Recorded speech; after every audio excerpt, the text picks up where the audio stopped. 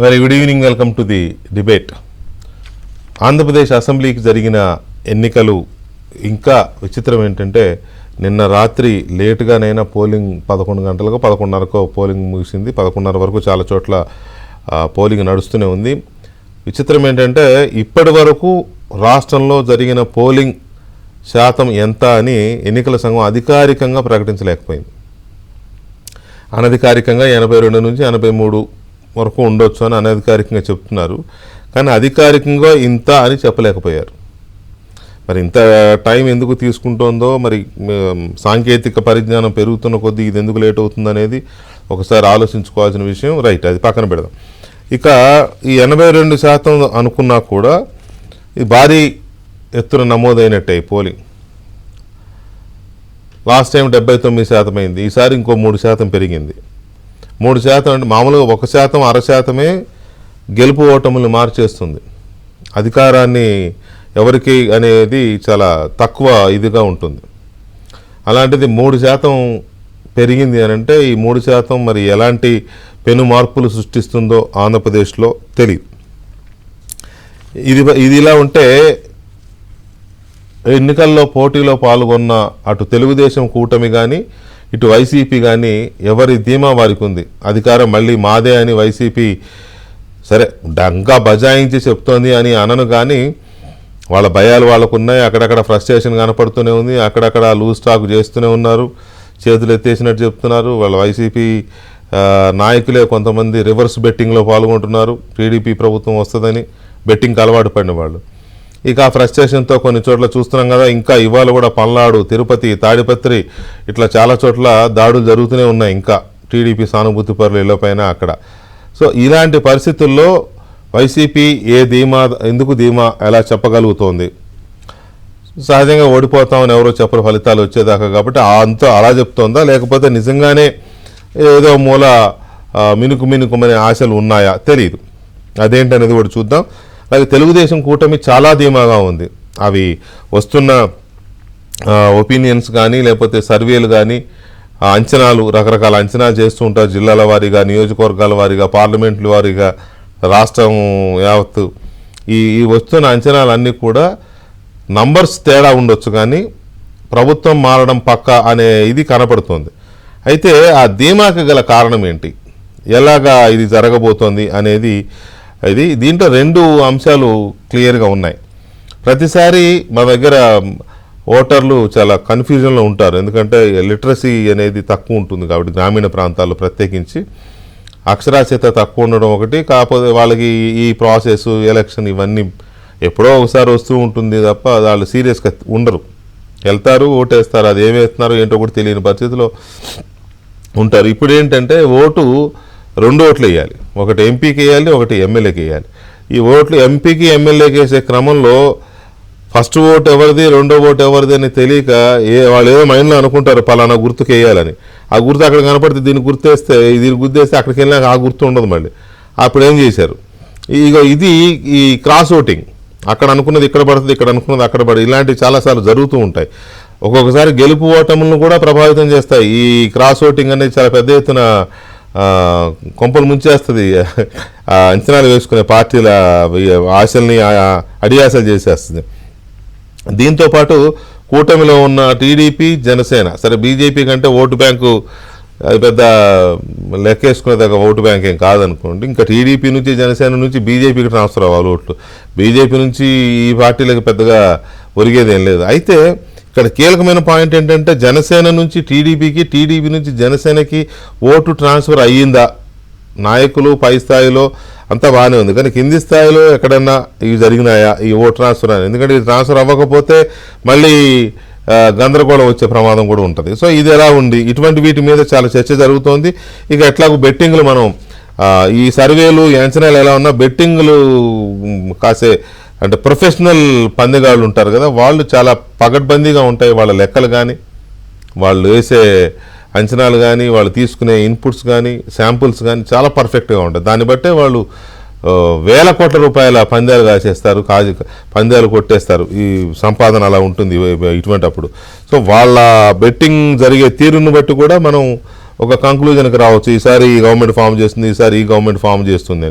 So ఇటువంటి అంశాలతో పాటు చివరి నిమిషం వరకు టికెట్ వస్తుందా రాదా, టికెట్ వస్తుందా రాదా, టికెట్ వస్తుందా రాదా, వస్తే ఏ టికెట్ వస్తుంది అనే అనుమానంలో భాగంగా చివరి నిమిషం వరకు నాంచి మొత్తానికైతే టికెట్ కొట్టేశాడు రఘురామకృష్ణరాజు గారు. అది ఉండి శాసనసభ. ఆ ఉండి శాసనసభలో మళ్ళీ అక్కడ ఒక రెబల్ క్యాండిడేట్, టికెట్ రాలేదు కాబట్టి ఆయన రెబల్గా నిలబడ్డాడు. ఆ రెబల్ క్యాండిడేట్కి వైసీపీ సపోర్ట్ చేస్తుంది అనేది కూడా జనంలోకి వెళ్ళిపోయింది. అసలు వైసీపీ క్యాండిడేట్ని పక్కన పెట్టి వైసీపీ నాయకులంతా అతనికి సపోర్ట్ చేశారని, రఘురామకృష్ణరాజును ఓడించాలని మొత్తానికి ఏదో అది జరిగింది. అక్కడ ఎవరు రాజకీయం వాళ్ళు చేశారు. సో అల్టిమేట్గా ఉండిలో రఘురామకృష్ణరాజు గెలిచే అవకాశాలు ఎంతవరకు ఉన్నాయి. చాలా కాలం మీడియాకి దూరంగా ఆయన దాదాపు ఒక 2 వారాలు దూరంగా ఆ ఎలక్షన్ దీంట్లో ఉండి తన నియోజకవర్గాన్ని మాత్రమే పట్టించుకోండి, మిగతా ప్రపంచాన్ని పూర్తిగా వదిలేశారని అనను. కానీ కొద్దిగా గొప్ప అది చూసుకుంటూనే నియోజకవర్గంలో గెలవడం ఇంపార్టెంట్ కాబట్టి ఆ గెలిచే క్రమంలో పూర్తిగా ఆయన దానికి డెడికేట్ అయినట్టుగా ఉంది. సో ఏంటి ఆ ఉండిలో మరి ఆయన ఎమ్మెల్యేగా గెలుస్తున్నారా, తర్వాత రాష్ట్రం సంబంధించి ఎలాంటి అబ్జర్వేషన్ ఉంది, కూటమి మీద ఒపీనియన్స్ ఏంటి, వీటితో పాటు ఇందాక నేను చెప్పిన పాయింట్స్ అన్నీ కూడా డిబేట్లో చూద్దాం. డిబేట్లోకి వెళ్లే ముందు రఘురామకృష్ణరాజు గారితో ఇండివిజువల్గా మాట్లాడదాం. రఘురామరాజు గారు నమస్కారం. నమస్కారం విజయ్ గారు, చాలా రోజులు అయిపోయింది. అవును, దాదాపు 2 వారాలు అయింది. అవునండి. ఎలా జరిగింది 2 వారాలు, ఎలా గడిపారు? ఎప్పుడు తెల్లారిందా, ఎప్పుడు రాత్రి అయిందా, ఎప్పుడు పడుకున్నామో తెలియదు. అంతే, ఈ 20 రోజులు 20 నిమిషాల్లో అయిపోయింది. మీకు చాలా తక్కువ సమయం ఉండింది కదా, ఎందుకంటే మామూలుగా టికెట్ ప్రకటించిన తర్వాత నెల 45 రోజులు అట్లా ఉంటుంది. మీకు అంతా కలిపి 15-20 రోజులే ఉంది టైము. ఈ 15-20 రోజుల్లో 21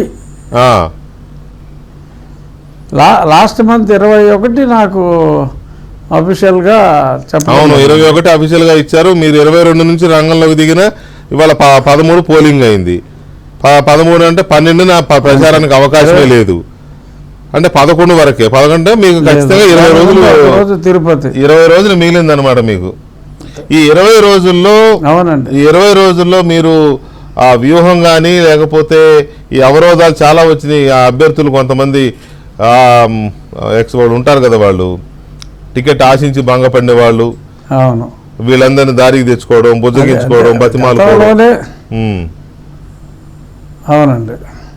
బట్ ఇక్కడ నాకు ఫార్చునేట్గా సరే గతంలోనే టికెట్ లేదు అని చెప్పబడి రెబల్గా వేయటానికి వైసీపీతో మాట్లాడుకున్న వ్యక్తి, వైసీపీ టికెట్ కోసం కూడా ట్రై చేసి వదిలే నువ్వు కోవట్ కింద ఉండు అని మాట్లాడుకున్న వ్యక్తి, సరే ఎలాగో అతను రెబల్గా ఉన్నాడు. కానీ ఎవరైతే రామరాజు గారికి ఎమ్మెల్యేగా, సిట్టింగ్ ఎమ్మెల్యేగా ఉన్నాయని పెద్ద ఆయన చంద్రబాబు గారు చాలా క్లియర్గా కన్విన్స్ చేసిన తర్వాత ఆయన నాకు ఒక్క క్షణం కూడా విడిచిపెట్టల. మార్నింగ్ నుంచి రాత్రి 10 గంటలకి ముగిసే వరకు కలిసే ఉన్నాం.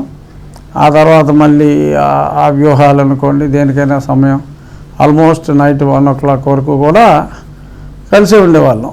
సో ఆయన నాకు అబ్సల్యూట్ కోఆపరేషన్. ఒక అతను టోటల్ ఆఫ్ కోర్స్ ఆ క్యాంపులోకి వెళ్ళిపోయాడు, ఏదో ఈ క్యాంపు వ్యక్తిలాగా మాట్లాడాడు తప్ప దానివల్ల ఓకే కొంత అతను ఎటువంటి వాడైనా ప్రజల్లో మంచివాడినే అని కొంతవరకు కొన్ని వర్గాల్లో నమ్మకం కలిగించాడు గతంలో.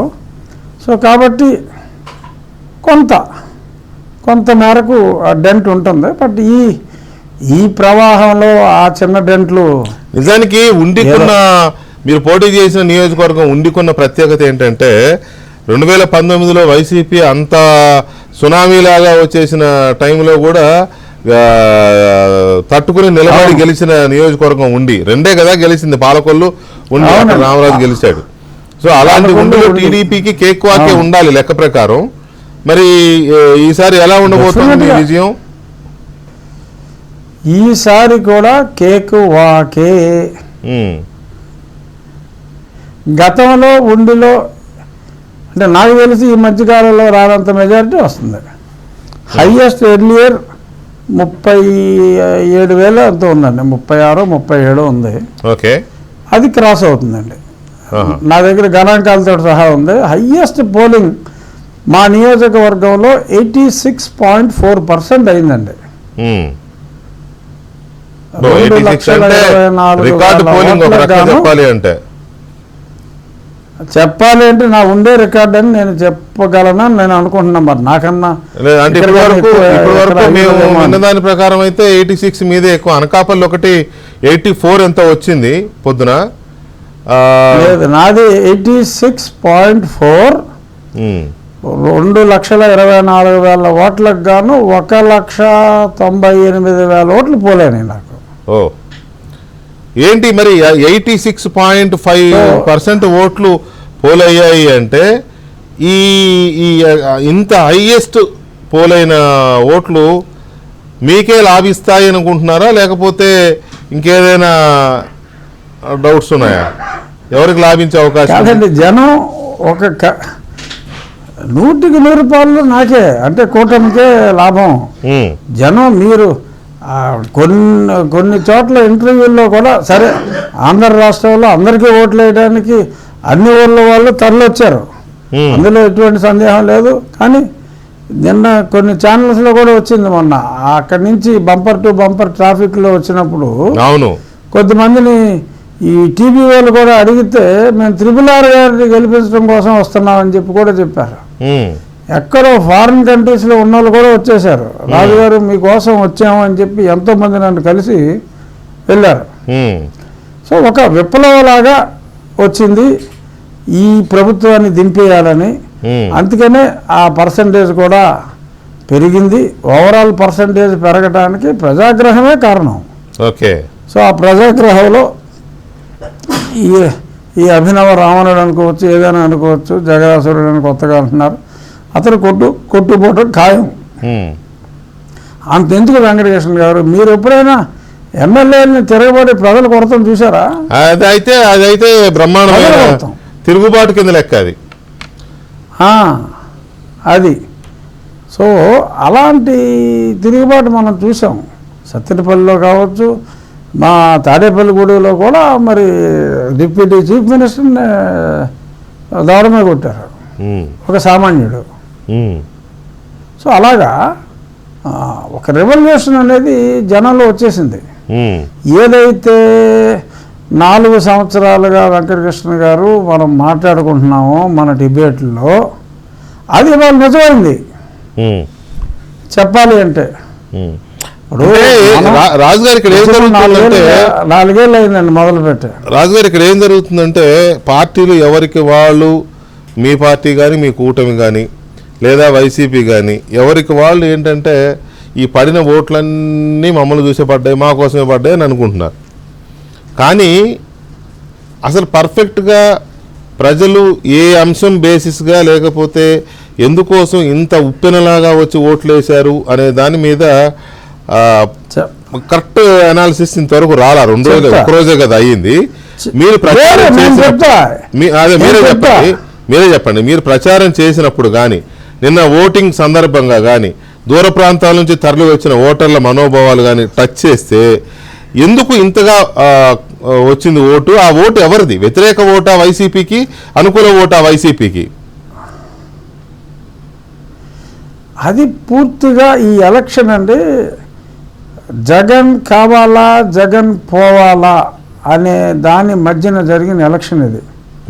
జగన్ పోవాలి అనుకున్న వాళ్ళు ఓటు చీలకుండా చంద్రబాబు నాయుడు గారితో పవన్ కళ్యాణ్ గారు జట్టు కట్టడం అనేది ఒక అద్భుతమైన అంశం. అందుకనే దట్స్ ఎ వండర్ఫుల్ కెమిస్ట్రీ. ఒక పెద్ద అల్లాయిలాగా అయిపోయింది అది. కొన్ని మెటల్స్ కలిస్తే ఒక గ్రేట్ అల్లాయ్ అవుతుంది కదా, అలాగా. అవును. జనతా పార్టీ కూడా సారీ, ఇవాళ మీ పుట్టినరోజా? అవునండి. అరే నాకు ఎవరు మెసేజ్ పెట్టారు ఇవాళ నా నుంచి, మా ఏబిఎన్ నుంచి, మా యాజమాన్యం నుంచి, మా రాధాకృష్ణ గారి తరఫున, మా ఎండి రాధాకృష్ణ గారి తరఫున కూడా మీకు జన్మదిన శుభాకాంక్షలు. ఇవాళ ఇంకో పుట్టినరోజు కూడా ఉన్నా, తెలుసు. ఇవాళ ఎత్తుకుపోయి జగన్మోహన్ రెడ్డి నన్ను చంపమని ఆజ్ఞాపించింది కూడా ఈరోజే. కరెక్టే. మళ్ళీ నేను బ్రతికిన రోజు ఈరోజు. అవును. 3 సంవత్సరాల క్రితం నేను అలాగా పోలీసు వాడి జీపులో నన్ను వేసుకుని పట్టుకుపోతున్నాడు ఇదే సమయంలో. అవును. ఇవాళ రాత్రికి నన్ను లేపాలని చూశారు, నేను బ్రతికా, అది నాకు పునర్జన్మ. ఆ రోజు పెట్టి రాసిన ఎఫ్ఐఆర్లో మరి నేను ఏమని, మీరు A2, మేము A2, నేను A2. సో మీరు A2 మీద పడలేదు వేటు, నేను బయటికి రావడంతో మిమ్మల్ని వదిలేశారు. సో ఆ రోజు మళ్ళీ నేను తిరిగి పుట్టా. అప్పుడు దాకా నేను మధ్యాహ్నం కూడా అన్నా, అప్పుడు దాకా జగన్లో మార్పు కోసం ట్రై చేశా. ఆ తర్వాత జగన్నే మార్చాలి, ఇక లాభం లేదురా బాబు, ఇటు మరీ ఉన్మాదిలా తయారైపోయాడని చెప్పి అది నా రచ్చబండలో ఇంకా అతనికి జ్ఞానబోధ మానేసి ఈయన లేపేయండి రా బాబు అని చెప్పి కొంచెం విగరస్ రచ్చబండ అయింది. నన్ను హత్యా ప్రయత్నంలోంచి నేను స్వామి దయతో బయటపడిన తర్వాత. ఇప్పుడు coming back to your question, మరోసారి పునర్జన్మ శుభాకాంక్షలు కూడా. Okay okay.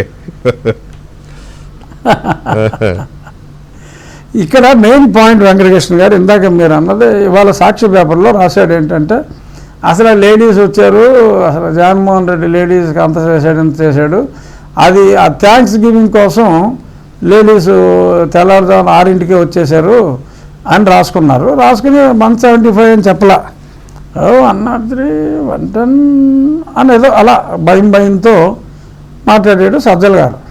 ఇప్పుడు యాక్చువల్గా మన హ్యూమన్ సైకాలజీ తీసుకుంటే వెంకటకృష్ణ గారు, మీకు ఎప్పుడైనా పని అయిన తర్వాత థ్యాంక్స్ చెప్పడానికి ఒక హ్యూమన్ బీయింగ్ అనేవాడు ఎప్పుడు ఉవ్వులు ఊరడు, అంటే అంత విశ్వాసం ఆ లెవెల్లో ఉండదండి.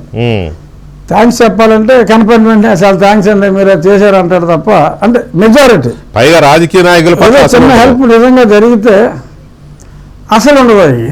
మనకి ఏదో 10 పైసలు ఇచ్చి 90 పైసలు కొట్టాడు ఇడే అదావా అనుకుంటారు. అవును.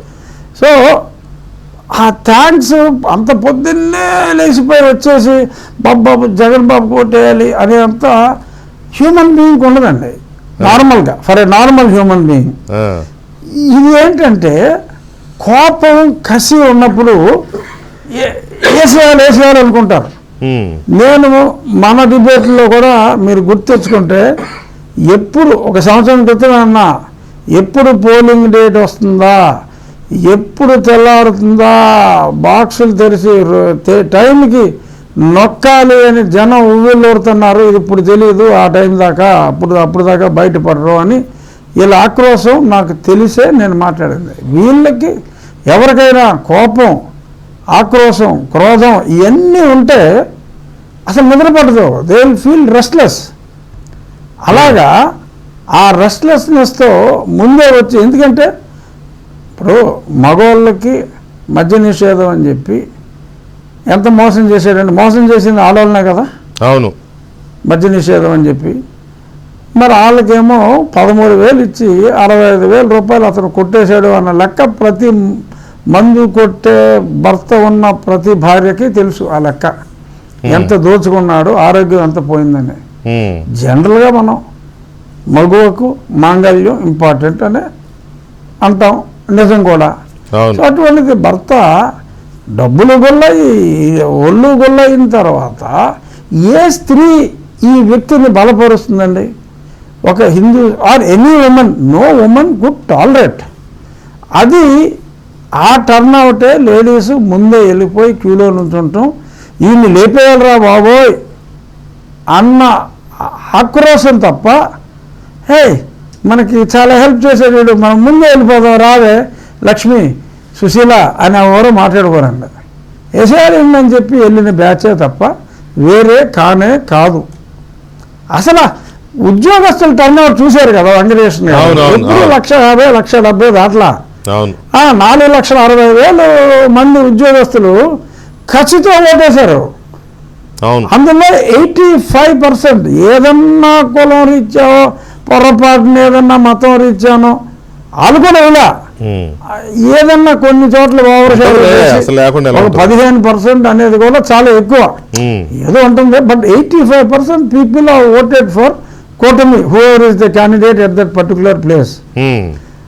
అంటే వాళ్ళు వాళ్ళ ఫ్యామిలీ మెంబర్స్ తీసుకుంటే ఎంతమంది ఉంటారు? ఇప్పుడు ఎక్కడెక్కడి నుంచో ఎంత ఖర్చు పెట్టుకుని రావాలండి? హైదరాబాద్ నుంచి ఇక్కడికి రావాలంటే టికెట్లు కూడా 2,000 3,000 రాను పోను అంటే 5,000 ఖర్చు పెట్టుకుని సెలవు పెట్టి కూడా మరి ఇక్కడికి వచ్చి అంత కష్టపడి పోలింగ్ బూతుల్లో కూడా నరకం అనిపించారు నిన్న.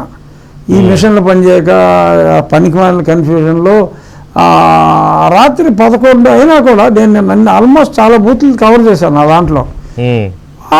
సారీ అంటే మీరు ఎక్కువసేపు వెయిట్ చేస్తున్నట్టున్నారు, దయచేసి మీరు ఉండాలి అంటే మీకు ఓటేద్దామని వచ్చారు రాజు గారు, ఉంటాం మేము, ఎంత లేట్ అయినా ఉంటామని ఎంతోమంది మాట్లాడటం జరిగింది. సో ఒక కసి అన్నదే నేను చూసా. అది నా ఒక్క నియోజకవర్గంలో కాదు, ప్రతి దగ్గర అదే సీను. ఇవాళ చెప్పాలి అంటే ఎవడు ఓడిపోతాడు అసలు అని లెక్క పెట్టాలి.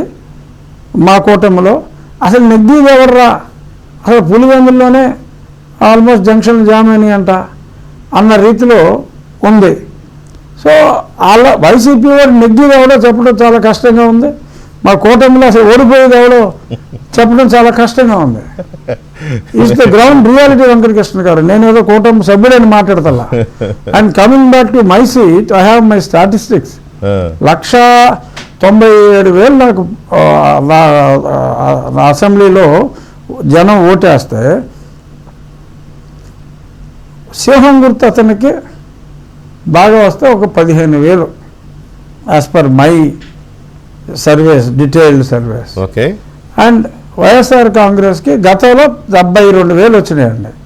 ఇప్పుడు 65,000 లెక్క పెడుతున్నాయి. ఇంత యాంటీ జగన్ ఉన్నప్పటికీ కూడా నేను స్టిల్ 65,000 లెక్క పెడితే ఇక నాకు మిగిలింది 1,15,000. అంటే 115 మైనస్ 65.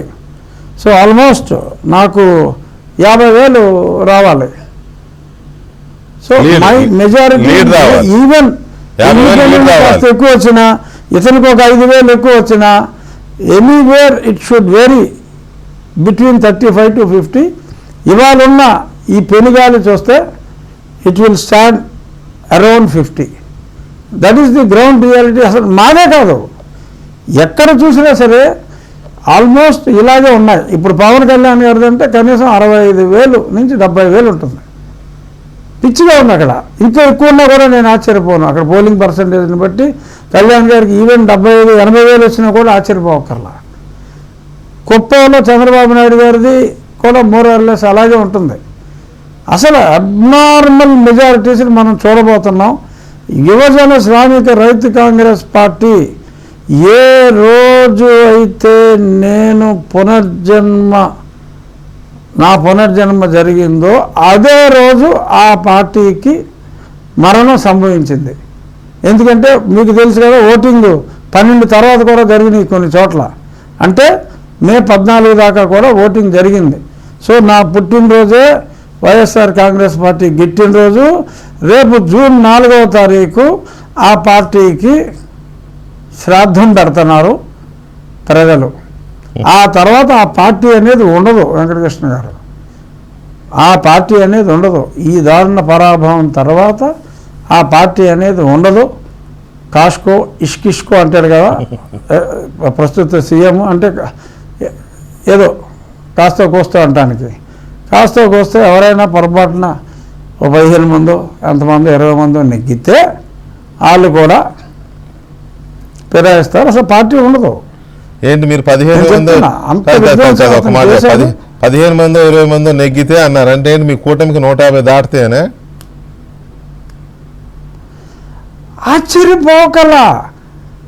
ఆశ్చర్యపోకల్లా అలా ఉంది. ఇప్పుడు గతంలో కూడా జగన్మోహన్ రెడ్డికి 110 115 అనే అనుకున్నాం. అప్పుడు నేను పోటీ చేసినప్పుడు కూడా అప్పుడు 151 వచ్చింది. అంతకు మించి పెనుగాలి ఉన్నప్పుడు అతనంటే అప్పుడు లాస్ట్ టైం చంద్రబాబు నాయుడు గారు అంటే ఎవరికి కోపం లేదు. జగన్మోహన్ రెడ్డి చెప్పిన మాటలన్నీ విని ఏదో ఒక ఛాన్స్ అంటున్నాడు కుర్రోడు ఏదో చేస్తానంటున్నాడు జగన్ మీద మోహం అని తప్ప చంద్రబాబు మీద అతని ద్వేషం మాటలు- లేదు. ద్వేషం లేదు. ఇప్పుడు ఇక్కడ ఇతని మీద ద్వేషంతో పాటు అరే అప్పుడు ఆయనకి వేయలేదు, మన సరదా తీరిపోయిందిరా బాబు అని జగన్మోహన్ రెడ్డి మీద ద్వేషం చాలా ఎక్కువగా, అలాగే చంద్రబాబు నాయుడు గారి మీద మోహం అండ్ కళ్యాణ్ గారి మీద మోహం, ఈ మోహాలు రెండు కలిసి మొత్తం అసలు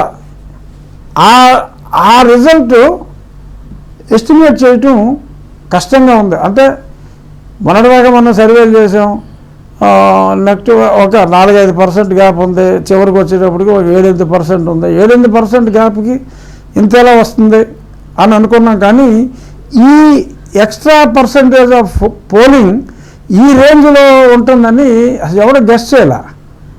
సో ఆ ప్రజాగ్రహం ఇంత దారుణంగా ఉంది కాబట్టి I won't be surprised if it crosses 150. ఆశ్చర్యపోవాల్సిన అవసరం అయితే లేదు. ఇన్ ఏ వర్స్ట్ కేస్ 135కి ఒక్క సీటు కూడా తగ్గదండి in a worst case. But I won't be surprised, ఎవరు కూడా ఆశ్చర్యపోకర్లా. 150 దాటి అవకాశాలే ఇవాళున్న సిచ్యువేషన్ ప్రకారం ఉన్నాయి. రఘురామరాజు గారు ఇక్కడ తెలిసిపోతుంది మనకి ప్రతిసారి పోలింగ్ ప్యాటర్న్ చూసినా, పోలింగ్ సరళి చూసినా, ఎవరెవరు ఓటేస్తున్నారు, తర్వాత ఎలక్షనీరింగ్ ముందు రోజు నైటు, ముందు రోజు ఆ ముందు రోజు పార్టీలు చేసే ఎన్నికల ఎత్తులు, పై ఎత్తులు ఇవన్నీ చూస్తూ ఉంటాం మనం. చాలా ఎలక్షన్ చూసాం కదా. సో అది చాలా కీలకమైన రోల్ ప్లే చేస్తుంది ఒకటి. రెండోది ఈ మధ్యతరగతి, ఎగువ మధ్యతరగతి, ఉన్నత స్థాయి వ్యాపార వర్గాల వాళ్ళు పెద్దగా వచ్చి ఓటేసే ఇది తక్కువ. వాళ్ళకంత మరి నిర్లక్ష్యమో బద్ధకమో లేకపోతే ఏమన్నా అనుకోండి తక్కువ. కానీ ఓటేసేది అదే చెప్తున్నా, ఓటేసేది మధ్యతరగతి కంటే కొంచెం దిగువ మధ్యతరగతి వాళ్ళు, పేద వర్గాలు, ప్రముఖంగా వ్యవసాయ కూలీలు లేకపోతే ఇతరత్ర శ్రామిక వర్గాలు, వీళ్ళు చాలా అసలు ఉద్యమంలాగా వచ్చి ఓట్లేస్తారు ప్రతిసారి. ఇప్పుడు కాదు అప్పుడు కాదు, ఎప్పుడూ వస్తారు. దానికి చాలా రకాల కారణాలు ఉంటాయి. వాళ్ళల్లో కొంతమందిలో ఒక ఇదే ఉంటుందంటే, నేను ఓటేయకపోతే నేను బతుకున్నట్టే లెక్క కాదని నమ్మేవాళ్ళు చాలామంది ఉంటారు. సో వీళ్ళు ఎక్కువ వచ్చి ఓటేస్తారు కదా. మరి వాళ్ళకేమో ఈ పథకాలని అవని ఇవని జగన్మోహన్ రెడ్డి గారు తెగ దోసి పెట్టేశాడు, బాగా బ్రహ్మాండంగా అప్పులు తెచ్చి కూడా ఇచ్చాడు, నో డౌట్. మరి వాళ్ళ గ్రాటిట్యూడ్ అనేది ఎంతవరకు పనిచేసింది అనేది చూసిద్దాం. ఒక చిన్న బ్రేక్ తీసుకుందాం. Right, welcome back to the debate. మనం తెలుగుదేశం పార్టీ నాయకులు ఉండి శాసనసభకు పోటీ చేసిన రఘురామకృష్ణరాజు గారితో మనం చర్చిస్తున్నాం. రాజుగారు, మన మిత్రులు విక్రమ్ గారు సీనియర్ జర్నలిస్టు, అలాగే మీ మిత్రుడు జీవీ రెడ్డి గారు కూడా స్టూడియోకి వచ్చారు. మీకు శుభాకాంక్షలు చెప్తారు, జన్మదిన శుభాకాంక్షలు. విక్రమ్ గారు. రాజుగారు నమస్కారం. మీకు హార్దిక శుభాకాంక్షలు పుట్టినరోజు సందర్భంగా. మీ సేవలు ఆంధ్రప్రదేశ్ రాష్ట్రానికి వినియోగించాలని, మీరు నిండు నూరేళ్లు ఆయురారోగ్యాలతో ఉండాలని ఆశిస్తున్నాను. పునర్జన్మ ఆయనకి, అదే పునర్జన్మ కూడా అది ఎవరు మర్చిపోలేరు. చంద్రబాబు నాయుడు గారు కూడా చాలా సందర్భాల్లో చాలా చోట్ల కూడా ప్రస్తావించారు అది. ఎందుకంటే అది ఒక అసలు అప్పుడు నాకు ఆయన ఇచ్చిన సపోర్టే ముఖ్య కారణం బతుకుంటానికి. అదే రిమైండ్ చేయడం అనేది కూడా ప్రజలకి రిమైండ్ చేస్తూ ఉండాలండి ఎప్పటికప్పుడు. ఏంటంటే people have to be reminded. అవునండి, తరచుగా. అవును. Good evening sir. GV Reddy, పుట్టినరోజు శుభాకాంక్షలు మీకు. GV, how are you? Fine sir, fine. ఈ పుట్టినరోజు గిఫ్టే మీకు, మీరు గెలవడం, ఎమ్మెల్యేగా పార్టీ అధికారంలోకి రావడం.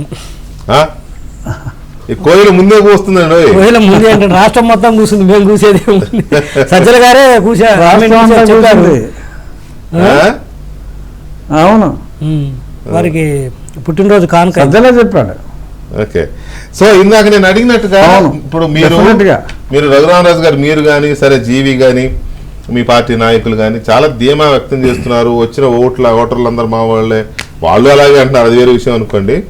నేనేమంటానంటే, బూత్కి వచ్చి వాళ్ళు అలా అంటాం కాదు. వెంకటకృష్ణ గారు వాళ్ళు అలాగంటాం వేరు, మేము అలాగంటాం వేరు. నేను చెప్పింది ఓటర్ మాట, ఓటర్ మాట నేను చెప్తున్నా. ఓకే, నేను కాదనట్లా, మీ మాట కాదని తప్పని లేకపోతే నేనేం వ్యతిరేకించను, ఎందుకంటే నేను ఎవరిని వ్యతిరేకించను. కాబట్టి నేననే నా లాజిక్ ఏంటంటే, మామూలుగా బూత్కి వచ్చి ఓటేసే వాళ్ళల్లో మెజారిటీ పీపుల్ లోయర్ ఇన్కమ్ ఉన్న వాళ్ళు, లేకపోతే కూలి పని చేసుకునే వాళ్ళు, లేకపోతే వృద్ధులు, ఇక్కడ వయో 100 ఏళ్ళు దాటిన వాళ్ళు కూడా ఓటేస్తారు. కానీ వ్యాపారం చేసుకునే 50 ఏళ్ళు 40 ఏళ్ళు ఉన్నోళ్ళు వచ్చి ఓటేరు. నా పాయింట్ ఏంటంటే, వీళ్ళందరికీ ఒక్క నిమిషం సార్, ఈ క్వశ్చన్ కొంచెం లెంతీగా ఉంటది. ఆ జగన్మోహన్ రెడ్డి ఇచ్చిన పథకాలు కానీ లేకపోతే అదని ఇదని వాళ్ళకి ఎక్కువ వెళ్ళినాయి. ఓకే, వాళ్ళు వచ్చి మీకెందుకు ఓటేస్తారు వాళ్ళకి వేయకుండా అనేది లాజిక్. ఈ లాజిక్ మీరు ఈ పొడుపు కానీ చెప్పండి. దానికి నాకు దాని వద్ద పలు సమాధానములు ఉన్నవి. ఒకటి, మీరు వృద్ధులు అన్నారు కదా, వృద్ధులకి జగన్మోహన్ రెడ్డి 3,000 రూపాయలు ఇస్తూ 2028 జనవరిలో 3,250 ఇస్తానన్నాడు. అవును. దానికి చంద్రబాబు నాయుడు గారు ఏప్రిల్ నుంచే లెక్క పెట్టి జూలై మాసంలో ఏప్రిల్ మే జూన్ 3 నెలల ఎరియర్ 3,000, జూలై మాసంలో ఇవ్వాల్సిన 4,000 కలిపి 7,000 రూపాయలు ఇస్తాను, ఆ తర్వాత 4,000 రూపాయలు ఇస్తాను అని ఆయన చెప్పారు. సో అక్కడ ఆ వృద్ధులు కేస్ క్లోజ్. ఓకే, అర్థమైందా? వృద్ధుల వరకు కన్విన్స్ అయ్యారు. తర్వాత ఇంకెవరు? మహిళలు కన్విన్స్. తర్వాత మహిళలకు ఏంటంటే, మనోడు ప్రధానమంత్రిగా ఇచ్చింది ఒక్క అమ్మఒడే. చెప్తా, ఒకటి అమ్మఒడి, ఇంకొకటి చేదోడు.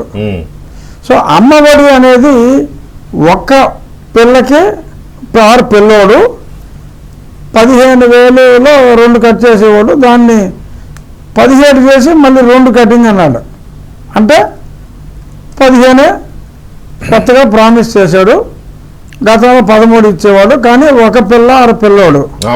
దానికి చంద్రబాబు నాయుడు గారు అసలు ఇవాళ రోజుల్లో ఒక పిల్లోడు ఉన్నాడు లేరు, ఆ రోజులు పోయి అందరికీ 2 పిల్లలు అయితే ఉంటున్నారు. 2 ఉన్నా 3 ఉన్నా లేదు, ఎవరైనా 4 కన్నా నేను అందరికీ ఆ తల్లికి వందనం అనే టైటిల్తో ఇస్తాను అన్నారు. సో 2 పిల్లలున్న ప్రతి స్త్రీ జగన్మోహన్ రెడ్డి ఓటేస్తుందా, బాబు గారు ఓటేస్తుందా? బాబు గారికి ఓటేస్తుంది. తెలిసిపోయిందా? కన్విన్స్ అయ్యారా? అది. సో అది అయిపోయిందా? తర్వాత చేదోడు అని ఒక 15,000 రూపాయలు సంవత్సరానికి ఇస్తాను అన్నాడు. ఆ చేదోడికి ప్రతి మహిళకు, అంటే 18 సంవత్సరాలు దాటిన ప్రతి మహిళకు నెలకు 1,500 చొప్పున, సంవత్సరానికి అదే 15,000 రూపాయలు 18,000 దాటిన ప్రతి వాళ్ళకి. సో ఇక్కడ మహిళలు అందరూ గంపగొత్తగా ఓటు హక్కు వచ్చిన 18,000 కదా ఓటు హక్కు వచ్చిన దగ్గర నుంచి 59 ఏళ్ళ దాకా ఇందులో కవర్ అయిపోయారు.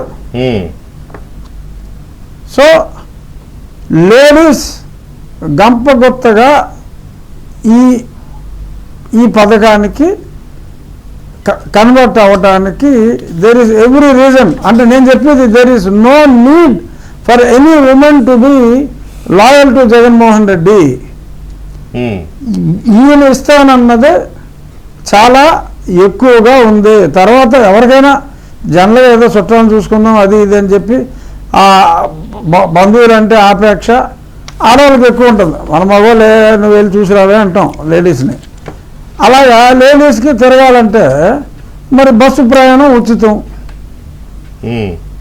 జగన్మోహన్ రెడ్డి అది లేదు, ఛార్జీలు పెంచుకుంటూ పోయాడు. ఆర్టీసీ బస్సు ఎక్కాలంటేనే భయపడుతున్నారు జనం. అటువంటిది ఈయన మరి మహిళలకు ఉచితం అని మరి 3 సిలిండర్లు సంవత్సరానికి. ఇంకా అసలు లేడీస్ ఎందుకు ఓటేస్తారు జగన్మోహన్ రెడ్డికి చెప్పండి?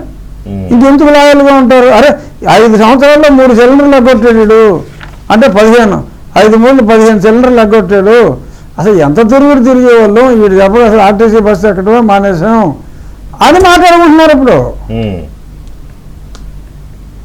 సో అందుచేత ఇక మగవాళ్ళు అంటారా, మగవాళ్ళకి వచ్చిన పెద్ద పథకాలు లేవు.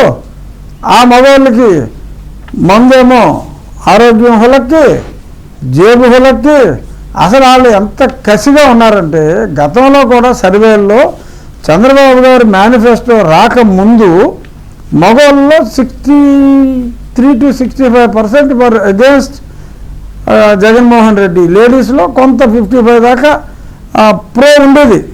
ఎప్పుడైతే ఈ తల్లికి వందనం, బస్సు, సిలిండరు, ఈ 15,000 ఇవ్వటం ఇవన్నీ వచ్చినాయో మొత్తం మారిపోయింది సినిమా. సో ఇవన్నీ కారణాలు. అతని మీద లాయల్టీ ఉండవలసిన అవసరం ఏమాత్రం లేదు. అతను అసలు ఎస్సీ ఎస్టీ సప్లాన్ నిధులన్నీ నాకేశాడు, పంచాయతీకి వచ్చిన నిధులన్నీ లేపేశాడు. Even in his own community కాంట్రాక్టర్లకు కూడా, చిన్న చిన్న కాంట్రాక్టర్లు అందరినీ సర్వనాశనం చేశాడు. ఎవరో 3-4 అతను కావలసిన వాళ్ళకి 20%, 40% ఎక్సెస్ చేసి మళ్ళీ అందులో 20% వెనక్కి తీసుకున్న 3-4 అతను కోఆపరేట్ చేశాడు తప్ప చిన్న చిన్న కాంట్రాక్టర్లు irrespective of the caste and religion అందరినీ కూడా సమానంగా సర్వనాశనం చేశాడు. వాళ్ళందరూ కూడా తిరగబడ్డారు. అందుకనే అన్ని రకాల ప్రజలు వ్యాపారం చేసుకునే షావుకారు కొట్టు వదిలేసి వచ్చాడు. పూజారి గారు తొందరగా పూజలు ముగించుకుని వాళ్ళు వచ్చి లైన్లో నుంచున్నారు. అన్ని కులాలు ఎక్సెప్ట్ ఇంక్లూడింగ్ రెడ్డిస్, నేను చెప్పేది ఇంక్లూడింగ్ రెడ్డిస్ ఎక్సెప్ట్ మనం మాట్లాడకూడదు ఫ్యూ. సో అందుచేత అతి దారుణమైన పరాజయాన్ని జగన్మోహన్ రెడ్డి నేను చెప్పిన ఈ కారణాల చేత చవి చూడబోతున్నాడు. His political career is finished. Right Raju గారు, ఇప్పుడు మీరు అడిగిన ప్రశ్నకి నేను చెప్పిన సమాధానం నుంచి ఇంకేమన్నా ప్రశ్నలు మీకు వస్తే చెప్పండి. రాజుగారు ఒక మాట, ఇప్పుడు ఇవన్నీ విక్రమ్ గారు ఈ పారామీటర్స్ అన్ని చూసుకుంటే రాజుగారు ఏమంటారంటే 135కి ఒక్కటి కూడా తగ్గే సమస్య లేదు, 150 దాటినా పెద్దగా ఆశ్చర్యపోవాల్సిన పని లేదు అనేది మీరు వచ్చే ముందు, మీరు జాయిన్ అయ్యే ముందు ఆయన చాలా కాన్ఫిడెంట్గా చెప్తున్నమాట. అలా ఉందా సిచ్యువేషన్? రాజుగారితో మీరు ఎంతవరకు ఏకీభవిస్తారు ఒక అనలిస్ట్గా? అంటే రాజుగారేమో చాలా మైక్రో లెవెల్లో వెళ్ళి చెప్తున్నారు. అంటే ఆయన క్షేత్రస్థాయిలో ఉన్నారు, అవన్నీ చూశారు కాబట్టి వారు చెప్తున్నారు. మనకేంటంటే జనరల్గా పర్సంటేజ్ ఆఫ్ ఓట్స్ బట్టి దాన్ని బట్టి కనుక కొన్ని చూసినట్టయితే మనకి 80% క్రాస్ అయిన తర్వాత 80% క్రాస్ అయిన తర్వాత వచ్చే ఓట్లన్నీ కూడా ప్రతిపక్షానిగా పడతాయి అనేది ఒక స్థిరపడినటువంటి ఒక సంప్రదాయం అది. కాబట్టి ఆ విధంగా చూసినట్లయితే అదేవిధంగా కొత్త ఓటర్లు ఉన్నారు. తర్వాత ఏంటంటే కొన్ని సిమ్టమ్స్ ఏదైతే మనం చెప్పుకోవాల్సింది ఏంటంటే ఓటర్స్ చాలా ఈగర్నెస్ ప్రదర్శించారు. అంటే 7 గంటలకి బూత్ ఏజెంట్ సార్ చాలా బూత్లో 6 గంటలకే 7 గంటలకి స్టార్ట్ అవుతుంది పోలింగ్.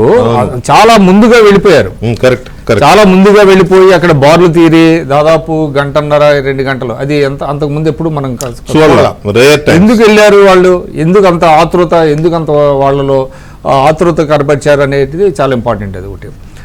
దాన్ని బట్టి కూడా మనకి ఏంటంటే మధ్యతరగతి మహిళలు అంత పొద్దున్నే వెళ్ళరు, వంట చేసుకొని భర్త పిల్లలకి టిఫిన్లు అవి పెట్టినాక చాలా మంది 9 తర్వాత పుంజుకుంటది పోలింగ్ అనేది మనం చూస్తూ ఉంటాం. కానీ పొద్దున్నే వెళ్ళి అక్కడ పెద్ద పెద్ద లాంగ్ క్యూస్ లో కూడా నిలబడి చేశారంటే కూడా దాన్ని బట్టి ఏంటంటే ఓటర్స్ లో ఒక ఇండికేషన్, అది చాలా పెద్ద ఇండికేషన్ అది. తర్వాత ఏంటంటే మీకు ఎప్పుడైతే గతంలో కంటే పర్సంటేజ్ ఆఫ్ ఓట్స్ కనుక పెరిగినాయి, ఓట్స్ పెరిగినాయి అంటే దాదాపుగా రూలింగ్ పార్టీకి వ్యతిరేకంగా పడతాయి అనేది ఒకటి ఉంది.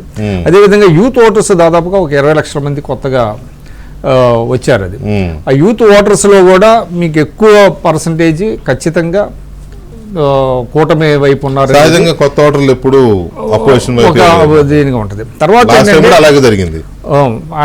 అంటే రాజు గారు చెప్పిందేమో మైక్రో, నేను మ్యాక్రో లెవెల్లో చెప్పాలంటే ఇప్పుడు వాడు చెప్పిందే లార్జర్ దీంట్లో చెప్పాలని అంటే మనకి రివార్డ్ అండ్ పనిష్మెంట్ అంటారండి. రివార్డ్ అంటే ఎవరు రివార్డ్ అయ్యారు, ఎవరు లబ్ధి పొందారు, లబ్ధిదారులు ఎంతమంది ఉన్నారు, పనిష్ అయిన వర్గాలు ఎంతమంది ఉన్నారు, రివార్డ్ వర్సెస్ పనిష్మెంట్. అట్లా చూసినట్లయితే ఇప్పుడు వాడు చెప్పినట్టుగా కొంతమంది ఆయన ఇచ్చేటువంటి పథకాల వల్ల రివార్డు పొందిన వాళ్ళు కొంతమంది ఉన్నారు, పనిష్ అయినటువంటి వర్గాలు ఎంతమంది ఉన్నారు, విద్యార్థులు కావచ్చు, యువత కావచ్చు, ఆర్టీ పెన్షనర్లు కూడా బయటకు వచ్చారు, రైతులు కావచ్చు, వీళ్ళందరినీ కూడా మనం అట్లా న్యూమరికల్గా లెక్కేసుకుంటే ఖచ్చితంగా ఎదురుగాలి వీస్తుంది. అదేవిధంగా వాళ్ళ బాడీ లాంగ్వేజ్ కూడా మనం చూస్తున్నాం. తర్వాత ఇంకోటి ఏంటంటే ముఖ్యంగా ఓటర్స్లో మనకు కనపడింది ఏంటంటే ఒక రకమైనటువంటి తిరుగుబాటు అనేటువంటిది కనపడింది. ఎక్కడ కూడా మీకు మొదట్లో భయపడ్డారు కదా, అసలు బూతులకే రారేమో వాళ్ళు మొత్తం రిగ్గింగ్ చేసుకుంటారు అని అనుకునే దీంట్లో ఒక ఎమ్మెల్యే మీద తిరగబడ్డాడు ఒక సామాన్యుడు. ఆయన వెనక ఏమి పార్టీ లేదు, ఇతరత్ర లేదు, అంత అసంకల్పిత ప్రతీకార చర్యలాగా అంటే అంత తిరుగుబాటు కనబడిందంటే దట్ ఇట్ సెల్ఫ్ ఇండికేట్స్ అండి. తర్వాత మీరు మాచర్లో ఒక మహిళ, ఆమెకి ఇట్లా తెగిపోయింది మొత్తం, హైదరాబాద్ నుంచి మహిళ ఓటేయడానికి వెళ్ళినా కూడా ఆమె ఎక్కడ ఇది లేకుండా అంటే ఆ భయం అనేది కనపడింది. అట్లాగా తర్వాత ఈరోజు చాలా ఇప్పుడు పొలవర్తి నాని చేశారు. ఇదంతా ఎందుకు వాళ్ళల్లో ఫ్రస్ట్రేషన్ కనపడుతుంది, అంటే ఒక రకమైనటువంటి నిరాశ నిస్పృహలు కనపడుతున్నాయి. విచిత్రం ఏంటంటే ఇప్పటి వరకు కూడా ఒక కాలు కూడా ఇవ్వాల, కనీసం రెస్టెంట్గా ఉండండి. ఇప్పుడు రాజకీయ పార్టీల ధర్మం అండి ఇది. అధికార పార్టీ వాళ్ళు ఎక్కడైతే ఇక్కడ అధికార పార్టీ వాళ్ళు చేసినప్పుడు ఒక పిలుపు ఇవ్వాలి పార్టీ పరంగా, మీరు సంయమనం పాటించండి, ప్రజలు తీర్పిచ్చారు, let us wait for the verdict అనేది చెప్పాలి కదా. ఎక్కడ కూడా లేదు అని అంటే అర్థం ఏంటి? వాళ్ళలో ఆ రకమైనటువంటి నిరాశ నిస్పృహలు. నేను ఇందాక అంబటి రాంబాబు గారు కూడా మాట్లాడుతున్నారు, నేను పోలీసులు ఫోన్ చేశాను ఎవరో రాలేదు అని ఆయన చెప్పుకుంటారు. పోలీసులు ప్రతిపక్షాలతో చేతులు కలిపారు, ఇలాంటివన్నీ సాకులు అనమాట. సాకులు కాదు, వాళ్ళ నోటంటే అలాంటివి ఏంటంటే నవ్వు వస్తుంది, వీళ్ళు కూడా ఇలా మాట్లాడతారా అని. కాబట్టి ఓవరాల్ గా చూసినట్లయితే చాలా క్లియర్ ట్రెండ్ కనబడుతుందండి. ట్రెండ్ అంటే ప్రజల ఒక పల్స్ అనేటువంటిది చాలా ఈజీగా కనబడుతుంది. సరే, కొంతమంది ఏం చెప్తున్నారంటే రకరకాల విశ్లేషణలు వాళ్ళు అనుకూలంగా చెప్పేవాళ్ళు కూడా వాళ్ళు కూడా చెప్తున్నారు. కొన్ని కాంబినేషన్స్ కొన్ని జిల్లాల్లో వాళ్ళు ఇట్లా చేశారు అట్లా చేశారు కాబట్టి ఆ ఓట్లన్నీ అటు పడతాయి అనేది చెప్తున్నారు. బట్ రాయలసీమ దగ్గరికి వచ్చేటప్పుడు కూడా సర్ప్రైజింగ్ రిజల్ట్స్ వచ్చే పరిస్థితి, ఈవెన్ కడపలో మంచి రిజల్ట్స్ వస్తాయని చెప్తున్నారు ఏది కూటమికి. సో అది కూడా పెద్ద కేస్ స్టడీ కాబోతున్నది రేపు. ఎందుకు ఈవెన్ కడప టౌన్లో కూడా, కడప సిటీలో కూడా తెలుగుదేశం అభ్యర్థి గెలిచేటువంటి పరిస్థితి ఉందంటున్నారు. రాజంపేట వస్తుందంటున్నారు, కోడుమూరు వస్తుందంటున్నారు, Kadapa parliament itself Sharmila గెలుస్తుంది అంటున్నారు, షర్మిల గారికి ఉంది. తర్వాత రాజంపేట కూడా బాగుందంటున్నారు, ఏమండి కిరణ్ కుమార్ రెడ్డి కూడా గెలుస్తారంటున్నారు. రాజుగారు, కడప జిల్లాలో ఉన్న అసెంబ్లీ సెగ్మెంట్లు, కడప లోక్సభకు సంబంధించి మీకున్న సమాచారం ఏంటి? షర్మిల అయితే ఈవెన్ సపోజ్ పులివెందుల్లో కూడా జగన్మోహన్ రెడ్డి కన్నా షర్మిలకి ఎక్కువ ఓట్లు వస్తాయి. మొన్న ఎమ్మెల్సీ ఎలక్షన్స్ లో కూడా టీడీపీ ఎక్కువ ఓట్లు వచ్చాయి, మెజార్టీ వచ్చింది. అవును, అక్కడ ఓవరాల్గా కూడా షర్మిల నెగ్గే అవకాశాలు అయితే చాలా ఎక్కువగా ఉన్నాయి వికే గారు. అంతేకాకుండా ఇప్పుడు Kadapa town Madhavi Reddy is winnowing, మన పొద్దుటూరు వరదరాజు రెడ్డి గారు అయితే ఈజ్ విన్నింగ్, అలాగే మన Putta Sudhakar Yadav is winning, Mydukur almost Mydukur, Jammalamadugu 5 స్థానాలు జమ్మలమడుగు ఆయన నెగ్గుతున్నాడు ఆదినారాయణ రెడ్డి. అలాగా 5 స్థానాలు అయితే ఖచ్చితంగా గెలిచి అవకాశాలు చాలా ఎక్కువగా ఉన్నాయి. 2 స్థానాల్లో ఫైట్ ఉంది. ఇప్పుడు మనం సింప్లిఫై చేయాలంటే పులివెందుల దీన్ని తిరుగుబాటు ఓటుగా చెప్పాలి. తర్వాత ఒక మాట చెప్పండి రాజు గారు, ఇక్కడ ఒక చిన్న పాయింట్ అండి. చెప్పండి చెప్పండి. ఒక చిన్న పాయింట్ చెప్పండి. ఏంటంటే ఇప్పుడు ఎంత పోతారు అని చెప్పి తెలిసి మరి సజ్జల సరే 175 నుంచి 100కి డౌన్ అయ్యాడంటేనే అయిపోయింది కేసు. ఆ 100 అయినా ఎందుకు అన్నాడు అనేది మనం ఆలోచిస్తే నాకు వచ్చింది ఏంటంటే, ఇప్పుడు ఇవాళ యాక్చువల్గా నిన్న ఎలక్షన్లో మధ్యాహ్నం 3:30కి 50% ఆఫ్ ది బూతుల్లో వైఎస్ఆర్ ఏజెంట్లు వెళ్ళిపోయారండి ఫ్రస్ట్రేషన్తో వెళ్ళిపోయారు. ఎందుకు ఫ్రస్ట్రేషన్ అంటే మా దాంట్లో వచ్చేటప్పటికి పెక్యులర్గా ఎంపీ బాక్స్లోనే 2 డబ్బాలు ఉన్నాయి. ఏది మరి 23 వేస్తారంట నామినేషన్ ఎంపీకి, 2 డబ్బాలు పెట్టారు. నార్మల్గా మన వాళ్ళకి తెలిసింది ఒక డబ్బా ఎంపీ ఫస్ట్ వెళ్ళేది, 2వ స్లిప్ ఎమ్మెల్యే అంటారు. వెళ్ళేటప్పటికి ఒక దాంట్లోనే 2 డబ్బాలు కనపడేటప్పటికి కంగారు పడిపోయారు జనం. ఇదేంటంటే 2 డబ్బాలు ఇక్కడే ఉన్నాయని. మళ్ళీ వాళ్ళకి ఎక్స్ప్లెనేషను. చాలామంది ఆ డబ్బాలోకి వెళ్ళి సైకిల్ లేదు అన్నారట నా అసెంబ్లీలో, ఆ ఫస్ట్ డబ్బాలో. సో ఈయనకి అర్థమైపోయింది సినిమా. మాకు చాలా మంది సైకిల్ లేదు అంటున్నారు, ఏంట్రా 2 డబ్బాల్లో సైకిల్ కనపడతలేదని. ట్రెండ్ కూడా చూసిన తర్వాత అట్లీస్ట్ 50% ఆఫ్ ది బూత్ల్లో వైఎస్ఆర్ ఏజెంట్లు వెళ్ళిపోయారు అవుట్ ఆఫ్ ఫ్రస్ట్రేషన్. దానికి ఇప్పుడు నేను చెప్పబోయేదానికి లింక్ ఏంటంటే, పర్హాప్స్ మనం రేసులో ఉన్నాము, మనకి నేరోగా మనం నెగ్గుతున్నాం, 100 సీట్లు పైన వస్తున్నాయి అని అనకపోతే అసలు రేపు కౌంటింగ్ కూడా వీళ్ళకి ఏజెంట్లు దొరకరు. అలాగే ఎత్తిపోయింది ఇంకెందుకులే అని చెప్పి, అందుకని చెప్పి ఆ కౌంటింగ్లో కూర్చోబెట్టుకోవడం కోసం వీళ్ళు ఏదో చిన్న బిల్డప్లు. జగన్మోహన్ రెడ్డి కూడా పోతా మరి ఏదో ట్వీట్ ఇచ్చా అంట. పోతా అంటే అది యూరోప్ వెళ్ళడానికి కోర్టు పర్మిషన్ ఇచ్చింది కదా. సో అలా యూరోప్కి పోతా మనం నెగ్గుతున్నాం, గొప్ప మెజార్టీతో నెగ్గుతున్నాం అని ఓ ట్వీట్ కొట్టా అంట. సో ఇదంతా ఏంటంటే ఆ కౌంటింగ్ అప్పుడు ఏజెంట్ల కోసం తాపత్రయం తప్ప వాళ్ళు ఓడిపోతున్నారన్న సంగతి వాళ్ళకి స్పష్టంగా తెలుసండి. అందులో ఎటువంటి అనుమానం అక్కర్లా. నాకున్న సమాచారం కూడా మనం ఎత్తిపోయారా బాబు అని చెప్పి మరీ తక్కువ సీట్లు చెప్తే మళ్ళీ అప్పుడు దాకా వాళ్ళకున్న సర్వీస్ కంపెనీని ఏమన్నా అంటారని నాకున్న సమాచారం. ఆ సర్వీస్ కంపెనీ కూడా ఎలాగో పోతున్నాం సార్ 55 నుంచి 60 వస్తాయని చెప్పి పోయాడంట. లేదు సర్వీస్ కంపెనీ అంటే మీరు అనేది ఐప్యాకే కదా, ఐప్యాక్ ఆల్రెడీ ప్యాకప్ అంటే వాళ్ళ ఆ ఉద్యోగులు కూడా లెక్క అకౌంట్ సెటిల్ చేసి అందరినీ వద్దని చెప్పి వాళ్ళే మరీ తక్కువ చెప్తే అసలు లాస్ట్ ఏదన్నా చిన్న అరాకొర పేమెంట్లు కూడా ఇవ్వరని వాళ్ళు 55 to 60 వస్తాయండి అని. ఎందుకంటే మరి ఆడు 90-100 చెప్పి తర్వాత మరి బొత్తుగా 20-25 వస్తే అట్లగా రేటు అంటిస్తారని వాళ్ళు మీడియాగా పోతాం ఖాయం, మనకి 55 నుంచి 60 వస్తాయి అని చెప్పి ప్యాకప్ చేసుకుని వెళ్ళిపోయారు. ఇప్పుడు వాళ్ళు దారుణంగా ఓడిపోబోతున్నారండి. అందులో ఎటువంటి ఇది లేదు. జగన్మోహన్ రెడ్డి చాలా కష్టపడి ఈ 5 సంవత్సరాలు తనను తాను ఓడించుకోవటం ఎలా అనే దాని మీద రీసెర్చ్ చేసి ఓడిపోతున్నాడు. రైట్. ఇక మనం చూస్తే ఇవాళ మొత్తం నిన్నంతానేమో చాలా గ్రామాల్లో, అది పల్నాడు కావచ్చు, రాయలసీమ కావచ్చు, అక్కడక్కడ గోదావరి జిల్లాలో కావచ్చు, చాలా చోట్ల ఓటర్లు కానీ, తెలుగుదేశం పార్టీ సానుభూతి పరులు కానీ, కూటమి సానుభూతి పరులు, జనసేన కార్యకర్తలు కానీ ఎవరైనా ఈ వైసీపీ గుండాలుగా పేరు పొందిన వాళ్ళని పరిగెత్తించి కొట్టారు. అసలు అభ్యర్థులే పారిపోయారు. కాసు మహేశ్వరరెడ్డి, పిన్నెల్లి రామకృష్ణారెడ్డి కూడా చూపిస్తారు. వంశీ గన్నవరంలో వంశీ కానీ, నరసరావుపేట, మాచర్ల జోలకంట అయితే అసలు చెలరేగిపోయాడు ఆయన. ఇన్నాళ్ళ సఫికేషన్ కక్కేశారు. సో ఇలాంటివన్నీ జరిగేసరికి నిన్న వాళ్ళు చేతులు ఎత్తేసిన పరిస్థితి. అందులోంచి ఎలా పికప్ మీరు ఇప్పుడు చెప్తే నాకు అనిపిస్తుంది కౌంటింగ్ రోజుకి ఎవరు దొరకడని మళ్ళీ వాళ్ళు ఇది స్టార్ట్ చేసినట్టున్నారు. కౌంటర్ అటాక్స్ తిరుపతి, ప్రజాగ్రహం ముందు ఎవరు ఆగరు. అయితే ఇదంతా స్టార్ట్ చేశారు, చక్రవర్తిని ప్రజలే ఊరేశారు.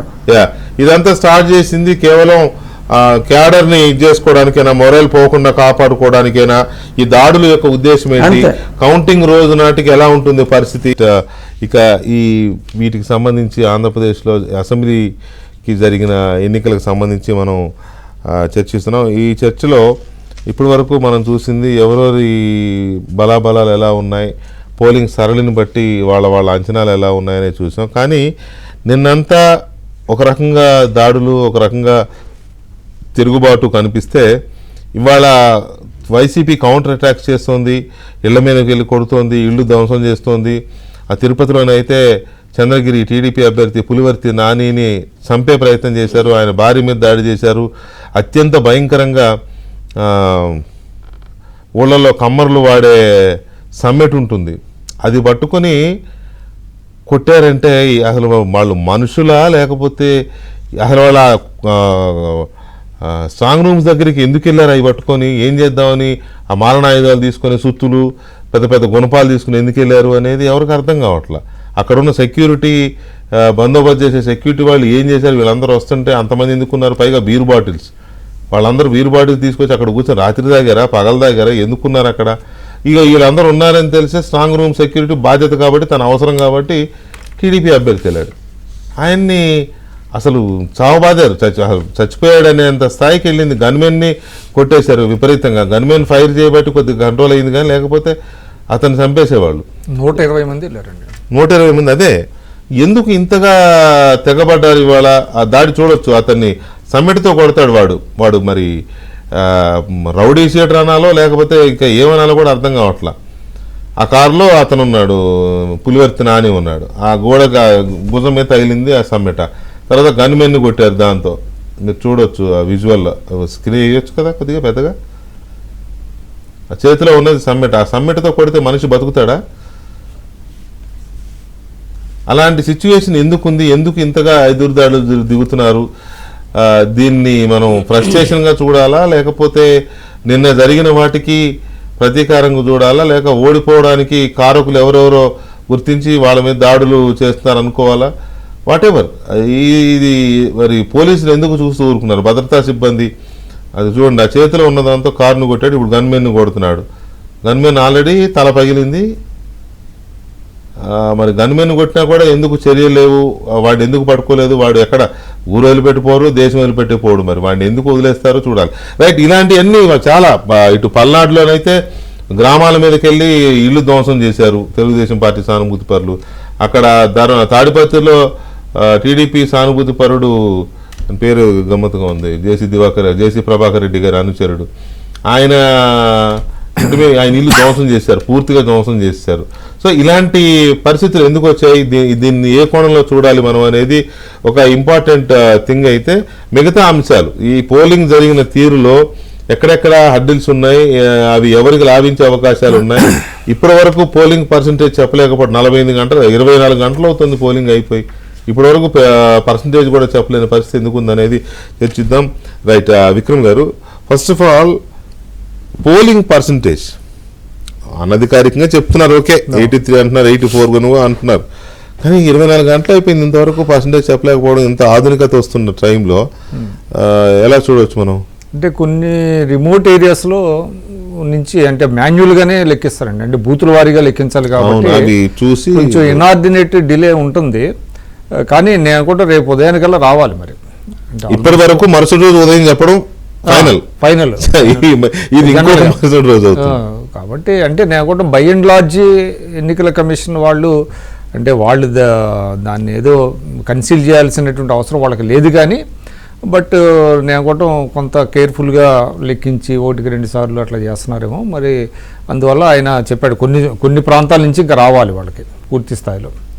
అందుకని కొంత ఆశ్చర్యంగా ఉంది అంతే.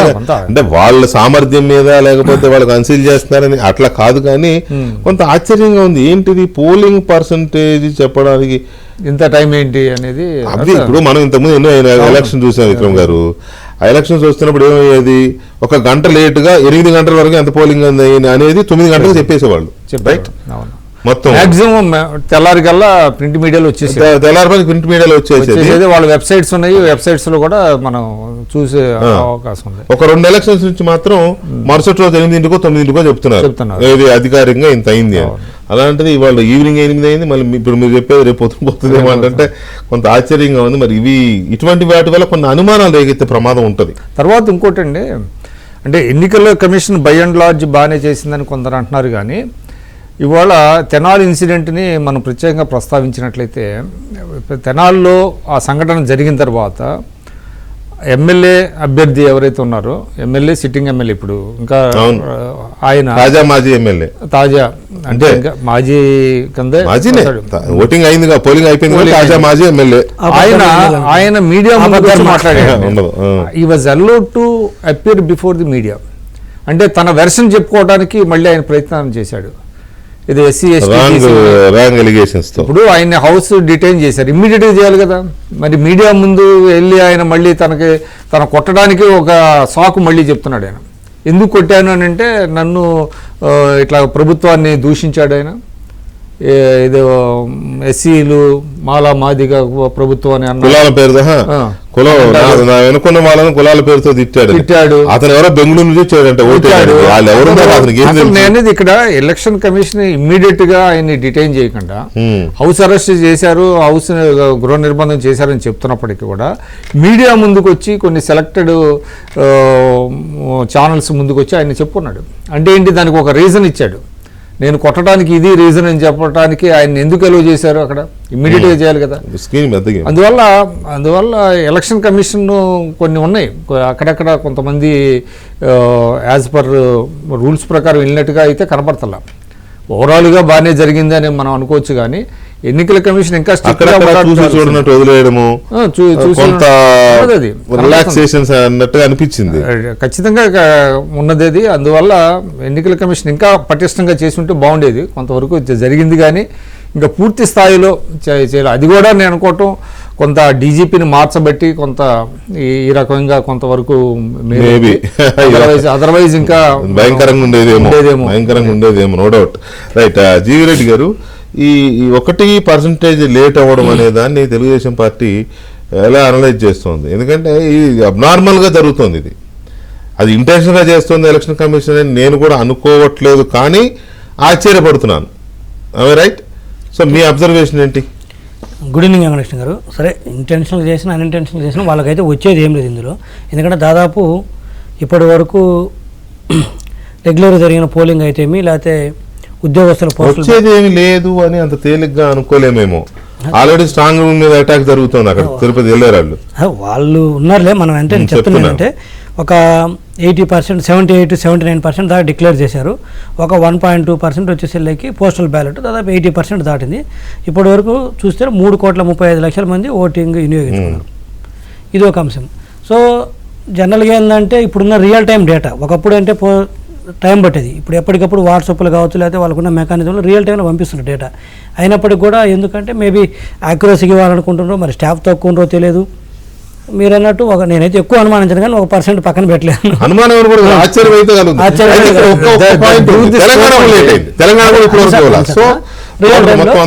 ఇది 3,35,00,000 ఓట్లు ఇప్పటి వరకు, అంటే అప్రాక్సిమేట్లీగా ఉంది. అదే 2019 వచ్చేందుకు 3 కోట్ల ఓట్లు పడ్డాయి. అంటే 35,00,000 ఓట్లు ఈ 2019కి 24కు అడిషనల్గా వచ్చిన ఓట్లు. అవి కొత్త ఓట్లు కావచ్చు. 3,35,00,000 ఓట్లు 2024లో, 3 కోట్ల ఓట్లు 2019లో. కొత్తగా అదనంగా వచ్చినాయి 35,00,000 ఓట్లు. ఆ 35,00,000 ఏంటంటే కొంత ఓటింగ్ పర్సెంటేజ్ పెరగడం వల్ల, అంటే పాత ఓటరే అప్పుడు వేయకుండా ఇప్పుడు వేసిన వాళ్ళు కావచ్చు, కొంత కొత్తగా వచ్చిన కావచ్చు, లేకపోతే సుదూర ప్రాంతాల నుంచి వచ్చి ఓటు 35,00,000 అంటే చిన్న నెంబర్ కాదు, 35,00,000 బిగ్ నెంబర్ ఇది. సో ఇది ఒకటి అంశం. రెండోది వచ్చేసి లేక్ ఏంటంటే ఇందాక కంటిన్యూషన్ ఏంటంటే విజయ సజ్జల గారు వచ్చేసరికి మాకు ఎంతసేపు సజ్జల గారు వైసీపీ మొత్తం ఒకటే పాట పాడుతున్నారు. ఏంటంటే మాకు ఉర్దూ ఒకటే స్క్రిప్ట్ కాబట్టి తెలుసు ఎవరిస్తారు. సో మాకు ఉర్దూలు మహిళలు వేశారంటున్నారు. అంటే వాళ్ళు ఏం చెప్పదలుచుకున్నారు దాని ద్వారా? మేము ఉర్దూలకు మహిళలకు మాత్రమే చేశాము, వ్యాపారస్తులకు కానీ, మధ్యతరగతి వాళ్ళకి కానీ, ఉద్యోగస్తులకు కానీ, యువతకు కానీ మేమేం చేయలేదని వాళ్ళే చెప్పారు. అంతే కదా? వాళ్ళు ఎంతసేపు ఇది చేసాము మాకు వాళ్ళు ఓట్లు వేసారు ఎక్కువ అంటున్నారు. అంటే మిగతా ఏ వర్గాన్ని వాళ్ళు ఓన్ చేసుకోవట్లేదు, వాళ్ళు వేసారని చెప్పట్లేదు, ఓన్ చేసుకోవట్లేదు. మొదటి నుంచి మేము చెప్తుంది అదే కదా, మీరు యువతకు చేయలేదయా, వ్యాపారస్తులకు చేయలేదు, మధ్యతరగతి వారికి చేయలేదు, వాళ్ళ నడ్డి విరిచి ట్యాక్సులు కలెక్ట్ చేసి వీళ్ళకి పంచారు. పోనీ ఆ పంచిన దాంట్లో వీళ్ళకి ఏమైనా ప్రాపర్గా పంచారంటే మళ్ళీ వాళ్ళ నడ్డి కూడా ఇచ్చారు, ఇది ట్యాక్సులు పెంచి. సో ఇదొకటి. రెండోది ఏంటంటే వాళ్ళైనా మాకు వేస్తారా, వాళ్ళు వేసి ఉంటారనేది గట్టి క్లెయిమ్ చేసుకుంటారు. ఇందాక నేను డిబేట్కి వచ్చేటానికి ఒక 1 minute లేట్ అయింది. మీరు ఏమన్నారు? గెలుస్తున్నాం కదా అని పోజు కొడుతున్నాం అంటే దాని అర్థం ఏంటంటే సార్ అవసరం తీరిపోయింది కదా ఏబిఎం తోటి. అంటే నేను అప్పటి నుంచి అప్పుడు అన్న మాటని మనసులో పెట్టుకుని ఎట్లా దీన్ని ఎలా వాడుకోవాలని చూస్తున్నాం అనమాట. హ్యూమన్ సైకాలజీ ఎలా ఉంటదంటే చంద్రబాబు నాయుడు గారు తప్పు చేయాలి నీకు అధికార ప్రతినిధి ఇచ్చి. హ్యూమన్ సైకాలజీ ఎలా ఉంటదంటే పని అయిపోయింది కదా, అందుకే కొంచెం నెగ్లెక్ట్ ఉన్నానే కదా మీ ఉద్దేశం. అంటే హ్యూమన్ సైకాలజీ జనరల్ గా అదే. ఇప్పుడు ఓటర్స్ కూడా ఎప్పుడు కూడా ఓటు ఇన్ జనరల్ వెంకటకృష్ణ గారు చేసిన దానికి వేయరు, చేయబోయేదానికి వేస్తారు ఎప్పుడు కూడా ఇన్ జనరల్ 100% నేను చెప్పను. కానీ అది ఓటర్స్ విషయంలో కావచ్చు, ఇంకొక విషయంలో కావచ్చు, పని అయిపోతే మనిషి స్వభావము మెజారిటీ మానవ నైజం పని అయిపోతే ఇంకా అయిపోయింది కదా. ఇప్పుడు మీ దగ్గర నాకు 10,000 అప్పు కావాలనుకో, 10 సార్లు తిరుగుతాను, ఇచ్చిన తర్వాత గుడ్ మార్నింగ్ మెసేజ్ కూడా పెట్టండి పెడతాను. అంటే వాళ్ళు ఏదో అనుకుంటారు సజ్జల గారు, లేదు మాకు ఇచ్చాము ఎవరి తప్పు ఇచ్చావు, వాళ్ళ దగ్గర పనులు వసూలు చేసి వాళ్ళకి ఇస్తే ఆ మాత్రం చేయలేదా? ఎకో సిస్టమ్ ఏంటంటే వెంకటకృష్ణ గారు మొత్తం చూస్తారు. నువ్వు పన్నులు తక్కువ వేయాలి, సంక్షేమం చేయాలి, అభివృద్ధి చేయాలి, అరాచకం లేకుండా ఒక పాజిటివ్ ఎన్విరాన్మెంట్ క్రియేట్ చేయాలి. ఇన్ని ఉంటేనే నీకు నీ వైపు చూడడానికి అవకాశం ఉంది. నువ్వే నీ మాటల్లో చెప్తున్నావు కదా, నేను వృద్ధులకి మహిళలు మా ఓటర్స్ అంటున్నావు, ఇంకా మిగతా వాళ్ళందరినీ ఓన్ చేసుకోలేదు అంటే దాని అర్థం ఏంటి? అభివృద్ధి కానీ ఏం లేదని డిజైన్ చేసుకున్నావు. సో వీళ్ళల్లో కూడా ఏంటంటే ఒకటి అయిపోయింది. ఇందాక రఘురామకృష్ణరాజు గారు చెప్పినట్టు నువ్వు 3,000 రూపాయలు పెన్షన్ ఇచ్చి 250 రూపాయలు 4 సంవత్సరాల తర్వాత పెంచుతున్నాను. అదే మేము టీడీపీ చెప్పి మేనిఫెస్టోలో క్లియర్గా చెప్పాము ఏంటి 4,000 రూపాయలు ఏప్రిల్ నుంచే ఇస్తామని చెప్పేసి. సరే కొంతమంది వైసీపీ వాళ్ళు ఏమంటారంటే టీడీపీ చెప్తుంది ఇవ్వదు, అసలు ఇంత ఆదాయం ఎక్కడుంది, డబ్బులు ఎక్కడున్నాయి అంటారు. మేము 200 రూపాయల నుంచి 2,000 రూపాయలు పెన్షన్ చేసిన విషయం వృద్ధులందరికీ తెలుసు, వెళ్ళింది. సో ఆ నమ్మకం ఉంది. రెండోది వచ్చేసేళ్ళకి ఆదాయం ఇంతే ఉంది కదా, మీది ఎక్కడి నుంచి వస్తారంటే నీకు చేత కాబట్టి 3 చేత కాదని ఎట్లా అనుకుంటారు? ఇప్పుడు మీ ఆదాయం నా ఆదాయం ఒకటేనా? వారి ఆదాయం ఒకటేనా? పోనీ నా ఏజ్ గ్రూపులు అందరిలో ఒకటే ఉంటుందా? ఎవడు సత్తాను బట్టి వాడు జగన్మోహన్ రెడ్డి గారికి సంపద సృష్టించడమో లేదా ఆదాయాన్ని పెంచడం చేత కాకపోతే చంద్రబాబు నాయుడు గారికి కూడా చేత కాదని ఎందుకు అనుకుంటారు? అంటే మీకు చేత కాకపోతే అందరికి చేత కాదు, మీకు చేతనైతే అందరికి చేతనవుతుందా? సో అది వృధా ప్రయాస, వృధా మాటలది. నేను చెప్తాను వెంకటకృష్ణ గారు, ఈరోజు 135 ఇందాక రఘురామకృష్ణరాజు చెప్పారు, అదే నేను చెప్తాను. 135, 140 సీట్ల మధ్యలో కూటమికి వస్తున్నాయి. నాకు తెలిసినంతవరకు -40 సీట్ల లోపే వైఎస్ఆర్సీపీకి వస్తుంది, అంతకు మించి రావడానికి అవకాశం లేదు. 40 అనుకున్నా 135 అదే కదా, 40 లోపే ఉంటుంది. వాళ్ళు ఏమనుకుంటారంటే మేము ఇంత చేసాం అనుకుంటారు. మీరే చెప్తారు ఒక సెక్షన్కే చేశారు, అన్ని సెక్షన్లు వదిలేశారు. ఇప్పుడు కన్న పిల్లలు కూడా ఒక ఏజ్ వచ్చిన తర్వాత నువ్వేం చేసావంటారు తల్లిదండ్రులు. ఏది వాళ్ళకు అన్నీ చదువు చెప్పించి, ఫుడ్ పెట్టించి, బట్టలు ఇచ్చి అన్నీ చేస్తే ఏదైనా చిన్న చిన్న తప్పులు చేస్తే ఒప్పుకోరు వాళ్ళు. అవును, అట్లాంటి నువ్వు చేసిన తప్పులు ఒకటే ఎవడుగారమన్నా అంటాడు, ఇంకా గట్టిగా మాట్లాడితే ఎవడుగారమన్నా అంటారు. అవును, అట్లాంటిది నీ కన్న పిల్లలే నిన్ను ఎవడు కనమన్నాడంటే నువ్వు వాళ్ళ దగ్గర డబ్బులు తీసుకొని వాళ్ళకి ఇచ్చి నేను చేశాను ఊరికి 24 గంటలు గుంజుకుంటే ఎట్లా? నాకేయాలంటావు. ఇప్పుడు కూడా ఎకో సిస్టంలో అన్ని రకాలుగా సమగ్రంగా ఉంటేనే ఆలోచిస్తారు. 2004-09లో రాజశేఖర రెడ్డి గారు కొత్తగా అంటే ఆరోగ్యశ్రీ కావచ్చు కొన్ని తీసుకోవచ్చు, ఒక రకమైన ఎన్విరాన్మెంట్ క్రియేట్ చేస్తేనే ఆ రోజు ఇంకో 2-3 కొత్త పార్టీలు లేకపోతే ఓడిపోయే పరిస్థితి. ఈవెన్ గెలిచినా కూడా బొటాబొట్టిన బయటపడరు, అది పరిస్థితి. 4,000 కోట్లు పెట్టినట్టుగా మంగళవారం మొత్తం 14,000 కోట్లు తెచ్చారు, ఈ రోజు తెచ్చి 4,000 కోట్లు. సో మొన్న ఎలక్షన్ ముందు రోజు 6 పథకాలకి 14,000 కూడా వేస్తాం అంటే అడ్డుకుంటున్నారు అన్నారు కదా. ఇప్పుడు 14,000 కోట్లు కూడా కాంట్రాక్టర్లకి, సొంత కాంట్రాక్టర్లకి ఈ రోజు కోర్టు కూడా ఈసీ ఏం చెప్పింది, ఈ రోజు 14వ తేదీ నుంచి చేసుకోమంది. మరి పేదల మీద ప్రేమ అంతా పొంగిపోతా అంటే పొద్దున్నే నొక్కేయాలి కదా. ఆల్రెడీ మొన్న రెడీ చేసుకున్నది ఈ కాంట్రాక్టర్లకి, ఇప్పుడు కాంట్రాక్టర్లు మండించుకోవాలని చూస్తున్నారు. అది కాకుండా మళ్ళీ ఒక 3,000 కోట్లు మన డివల్యూషన్ ద్వారా వచ్చింది. నేనేమంటే వెంకటకృష్ణ గారు, ఇల్లు ఇప్పుడు దాదాపు 12 లక్షల కుటుంబాలు ఉద్యోగస్తులు ఉన్నారు. అది ట్రాన్స్కో కావచ్చు, జెన్కో కావచ్చు, లేకపోతే మిగతా ఆర్టీసీలు కావచ్చు, లేకపోతే రిటైర్డ్ పెన్షనర్స్ కావచ్చు, టీచర్స్ కావచ్చు, ఉద్యోగస్తులు కావచ్చు. దాదాపు 12 లక్షల కుటుంబాల్లో ఒక 4,30,000 కుటుంబాలు వచ్చేసరికి పోస్టల్ బ్యాలెట్, మిగతా ఏంటంటే పోస్టల్ బ్యాలెట్ ఉపయోగించుకోలేదు. ఓవరాల్ చూసినట్టయితే మన పోస్టల్ బ్యాలెట్ 80-85% టీడీపీకి పడ్డది అనేది బాగా వచ్చింది. సో ఆ సిమిలర్ ట్రెండ్ మిగతా ఏదైతే ఉందో అంటే పోస్టల్ బ్యాలెట్ ఉపయోగించుకున్న కుటుంబాలు కూడా అది ఉంటుంది. అంటే దాదాపు అదే కాకుండా అక్కడ పోస్టల్ బ్యాలెట్ వేసిన ఉద్యోగులు ఖాళీ కూర్చారు కదా బూత్ లో, వాళ్ళు ఇన్ఫ్లుయెన్సర్స్, వాళ్ళు చేసే హెల్ప్ కాదు జగన్ చేసినట్టు 2 చేతులతో గుద్దారు కదా అట్లా. అంటే బూతుల్లోనే కాదు బయట కూడా మీకు హెల్ప్ చేస్తారు, బయట కూడా ఇన్ఫ్లుయెన్సర్స్ వాళ్ళు. దాదాపు 12 లక్షల కుటుంబాలు ఇంటూ 4 ఓట్లు వేసుకుని 50 లక్షల మంది అక్కడే ఉన్నారు. ఒక 35 లక్షలు కొత్తగా వచ్చారు నెక్స్ట్ ఇయర్. ఈ 35 లక్షలు ఎవరు కూడా దాదాపు 80% కూడా వాళ్ళకి వేయడానికి అవకాశం లేదు. దాంట్లోకి వెళ్దాం మనం. 35 lakhs ఓట్లు మీ అని మీరు ఎలా అనుకుంటున్నారని ఒకటి లెక్కేద్దాం. విక్రమ్ గారు, ఇక్కడ ప్రతి ఎలక్షన్ లో మనం కొన్ని మస్ట్ అండ్ షుడ్ గా జరిగే కొన్ని గ్యాప్స్ చూస్తూ ఉంటాం. గ్యాప్స్ అనాలో వాటిని, లేకపోతే అభ్యర్థులకు ఎదురయ్యే ఇబ్బందులు అనాలో. ఒకటి, గుర్తులు సిమిలర్ సింబల్స్ ఉండడం. మీకు ఒక ఎగ్జాంపుల్ ఏంటంటే, జనసేనకు సంబంధించి చాలా చోట్ల ఎవరికో బకెట్ గుర్తు వచ్చింది, ఇంకొకరికి ఎవరికో పెన్ పెట్టే టమ్లర్ ఇది ఉంటుంది కదా అది వచ్చింది, ఇదేమో లాస్. ఈ 3 ఒక బ్యాలెట్ పేపర్లో ఉండేది. చాలా మంది, నాకు ఇవాళ ఒక అమ్మాయి ఫోన్ చేసింది, సార్ మా అమ్మమ్మ ఇద్దరూ కన్ఫ్యూజ్ అయ్యారంట, గాసేమో ఎక్కడో కింద ఉందంట, పైన బకెట్ ఉందంట, ఎత్తుకుని వేసారు ఓట్లు అంటే ఇది ఒక ఇబ్బంది.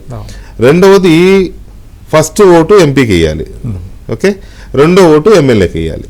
చాలా మంది లోయర్ మిడిల్ క్లాస్ కానీ అంటే కూలి పని చేసుకున్న కూలీలు వీళ్ళకి తెలియక ఏది ఎవరిదో ఆయన చెప్పాడు కదా రఘురామరాజు గారు, ఎంపీకి సంబంధించి 2 బ్యాలెట్లు ఉన్నాయంట, 2 సైకిల్ ఏదని అడుగుతున్నారంట. అది ఏమి ఇదేలకి ఏదో దాన్ని నొక్కేసే ప్రమాదాలు కూడా ఉంటాయి. సో ఈ క్రాస్ ఓటింగ్ వాళ్ళకి పడతాయి. ఇది ఎలాంటి అవకాశం ఉంది, ఎంతవరకు వాళ్ళ పంపు ముంచే అవకాశం ఉంది. మూడవది, అన్నిటికంటే ఇది ఓట్ ట్రాన్స్ఫర్. వైసీపీకి ఆ ఇబ్బంది లేదు, కానీ ఇక్కడ జనసేనకి టీడీపీకి ఆ ఇబ్బంది ఉంది. బీజేపీకి ఓటింగ్ పెద్దగా లేదు కాబట్టి అది పెద్ద లేదు. జనసేన ఓటు ఎంతవరకు టీడీపీకి ట్రాన్స్ఫర్ అయింది వాళ్ళు పోటీ చేసే దగ్గర, టీడీపీ వాళ్ళు పోటీ చేసే దగ్గర. జనసేన పోటీ చేసే దగ్గర టీడీపీ ఓటు ఎంతవరకు జనసేనకి ట్రాన్స్ఫర్ అయింది. ఇది చాలా మేజర్ ఫ్యాక్టర్ అవుతుంది. సో ఈ మూడింటి మీద మీ విశ్లేషణ ఏంటి? అంటే అది ఇండివిజువల్గా అభ్యర్థులు చెప్పాల్సిన అవసరం ఉంటుందండి. అంటే ఎక్కడైతే పోటీ చేశారో అవి వాళ్ళు చెప్తే అది ఇంకా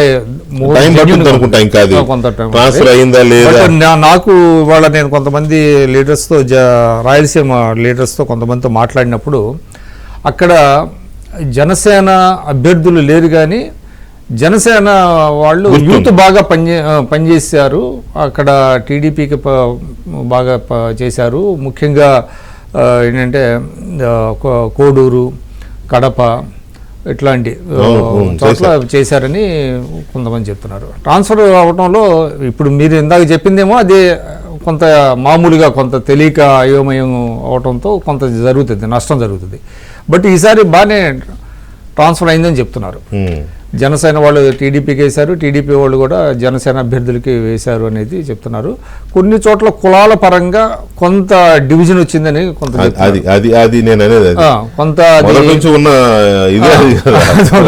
అది కూడా వచ్చింది, అది కూడా కొంతమంది చెప్తున్నారు. ఎక్కడైతే అక్కడ అభ్యర్థి తమ కులస్తుడు ఉన్నాడు ఆ కులస్తుడికి వేసుకున్నారు కొంతమంది అని అట్లా అంటున్నారు. వైసీపీ అభ్యర్థి మన కులం అయితే కొంత వేసుకునే పరిస్థితి అట్లా ఉంటుంది. అది అన్ని చోట్ల ఉంటుంది. అది బీసీలో ఉంటుంది, ఓసీలో ఉంటుంది, ఏ కులంలోనే ఉంటుంది. అది అయితే మీరు అన్నట్టుగా అది ఎంతవరకు అంటే ఆ పర్సంటేజ్ ఎంత పెరిగిందా, మామూలుగా నామినల్గా ఉందా అనే దాని మీద కూడా కొంత అంటే ఫలితాలని తారుమారు చేసేటువంటి అవకాశం కూడా ఉంది. కానీ ఇప్పుడు చూసే మొత్తంగా ఒక అంటే వేవ్ లాంటిది అయితే కనపడుతుందండి. ఆ వేవ్లో ఇవన్నీ కొట్టుకుపోతాయి, చిన్న చిన్న ఇవి కూడా అంటే గుర్తుల మీద సరిగా లేకపోవటం ఇవన్నీ చూసినట్లయితే అదేదో కొంత మార్జినల్గా కొంత నష్టం జరగచ్చు, కానీ పెద్ద ఎత్తున డెంట్ చేసేటువంటి అవకాశం అయితే నాకు కనపడతలే. ఈ సందర్భంగా ఇంకోటి కూడా నేను చెప్పదలుచుకున్నా, అవుట్ ఆఫ్ కాంటెక్స్ట్ అయినప్పటికీ కూడా ఈ మొత్తం ఎలక్షన్స్లో ఫ్రంట్ లైన్ వారియర్స్ గురించి మనం మాట్లాడుకోవాలి.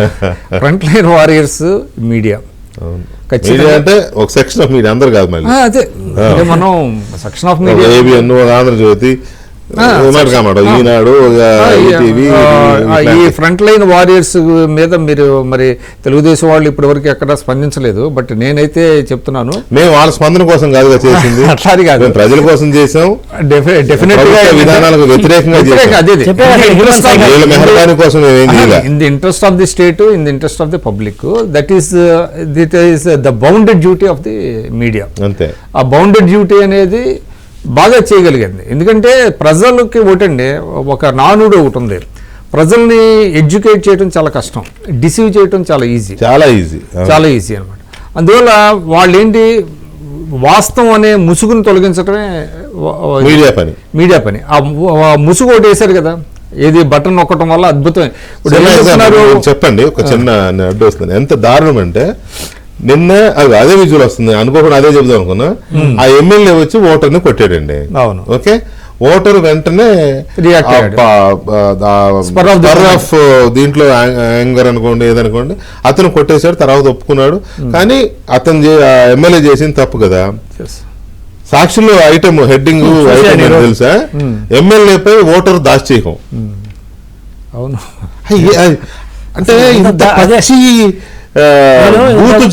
డిబేట్ లో చెప్పాను, సాక్షిలో డేట్ తప్పితే ఏది నిజం ఉందా? కరెక్టే బా. అంతే సార్, అంత కళ్ళ ముందు రాష్ట్రం మొత్తం నేను చూశారు అందరూ. ఇప్పుడు దుర్భేద్యం అంటాం మేము, దాన్ని మించిన ఇది ఇంకోటి లేదు కదా. సాక్షి పేపర్ లో ఇప్పుడు ఆయన ఎమ్మెల్యే గారు కనీసం నేను తప్పు చేశాను, పొరపాటు చేశాను, కొట్టకుండా ఉండాల్సింది చెప్పుంటే చాలా బాగుండేది. ఆయన సమర్థించుకునేటట్టుగా ఆయన తిట్టాడు, అసలు చేసిన పనే తప్పు.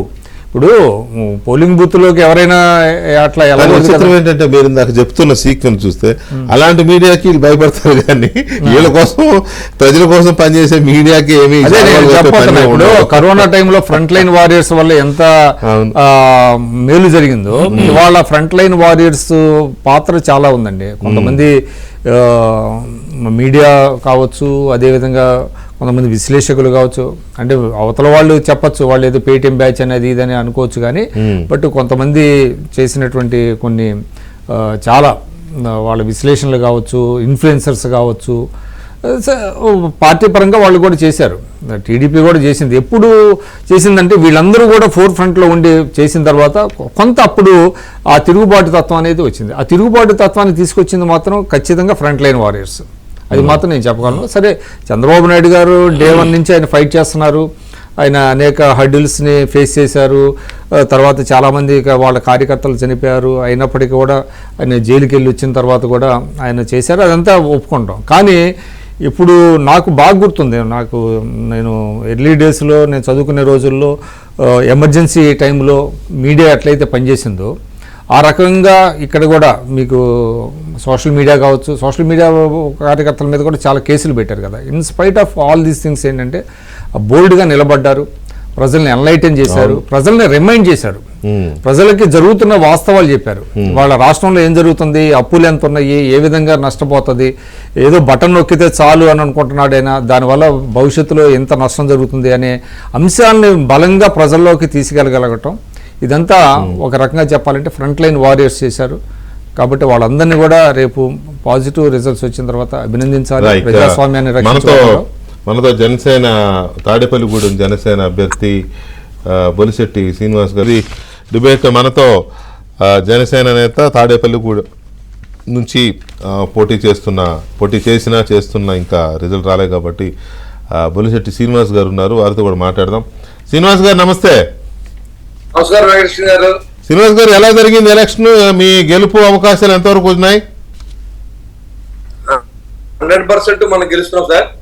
వాళ్ళు ఏదో రకంగా పోలింగ్ ఆపించాలని ఓటమి మంచి నుండి చాలా భయభ్రాంతులతో ఒక ఎస్సీ సోదరులందరూ రెచ్చగొట్టి మన బూతుల మీద పంపించడం, మన జనాన్ని రెచ్చగొట్టి కార్యక్రమం చేశారు. సాయంత్రం 5 గంటల వరకు ఎన్ని చేయాలో అన్ని చేశారు. కొంతమంది పోలీస్ అధికారులు ఇంకా కూడా వాళ్ళకి సమర్థిస్తూ ఉన్నారు. చాలా మంది, ఎక్కువ మంది మాత్రం న్యాయంగా చేశారు. ఓకే, ఎలక్షన్ కమిషన్ కూడా ఇదివరకు కంటే కాస్త బెటర్ గా ఉంది. అయినప్పుడు కూడా కొన్ని అరేంజ్మెంట్స్ అయితే చేయలేకపోయారు. ఎందుకంటే ఎండలో జనం నిలబడిపోయారు, కొంచెం టెంట్ లేదు, మంచినీళ్ళు సార్ చేయవలసిన లైటింగ్ లేదు, కొన్ని ఇబ్బంది. అన్ని దాటి మనం 82% చేయించగలిగామండి. ఓకే, ఎంత మెజార్టీతో గెలవగలం అనుకుంటున్నారు మీరు? మీ సీటు 20,000 అబౌవ్ ఉంటుంది సార్. నేనైతే ఖచ్చితంగా చెప్పాను కానీ 20,000 అబౌవ్ ఉంటుంది. మీరు కోరుకున్నట్టు 20,000 అంటే చాలా కంఫర్టబుల్గా మీరు గెలిచినట్టే. రైట్, ఇక్కడ మేమేం మాట్లాడుతున్నాం అంటే మీరు జాయిన్ అయ్యే ముందు ఈ ఓటు ట్రాన్స్ఫర్ టీడీపీ జనసేనల మధ్య పర్టికులర్గా గోదావరి జిల్లాలో ఓటు ట్రాన్స్ఫర్ అవుతుందా అవ్వదా అనే ఒక చర్చ మొదటి నుంచి ఉంది. ఎందుకంటే ఈ సామాజిక వర్గాల గోళ, తర్వాత పార్టీ అభిమానులు, కార్యకర్తలు, ఈ రకరకాల ఫ్యాక్టర్స్ ఉంటాయి కదా.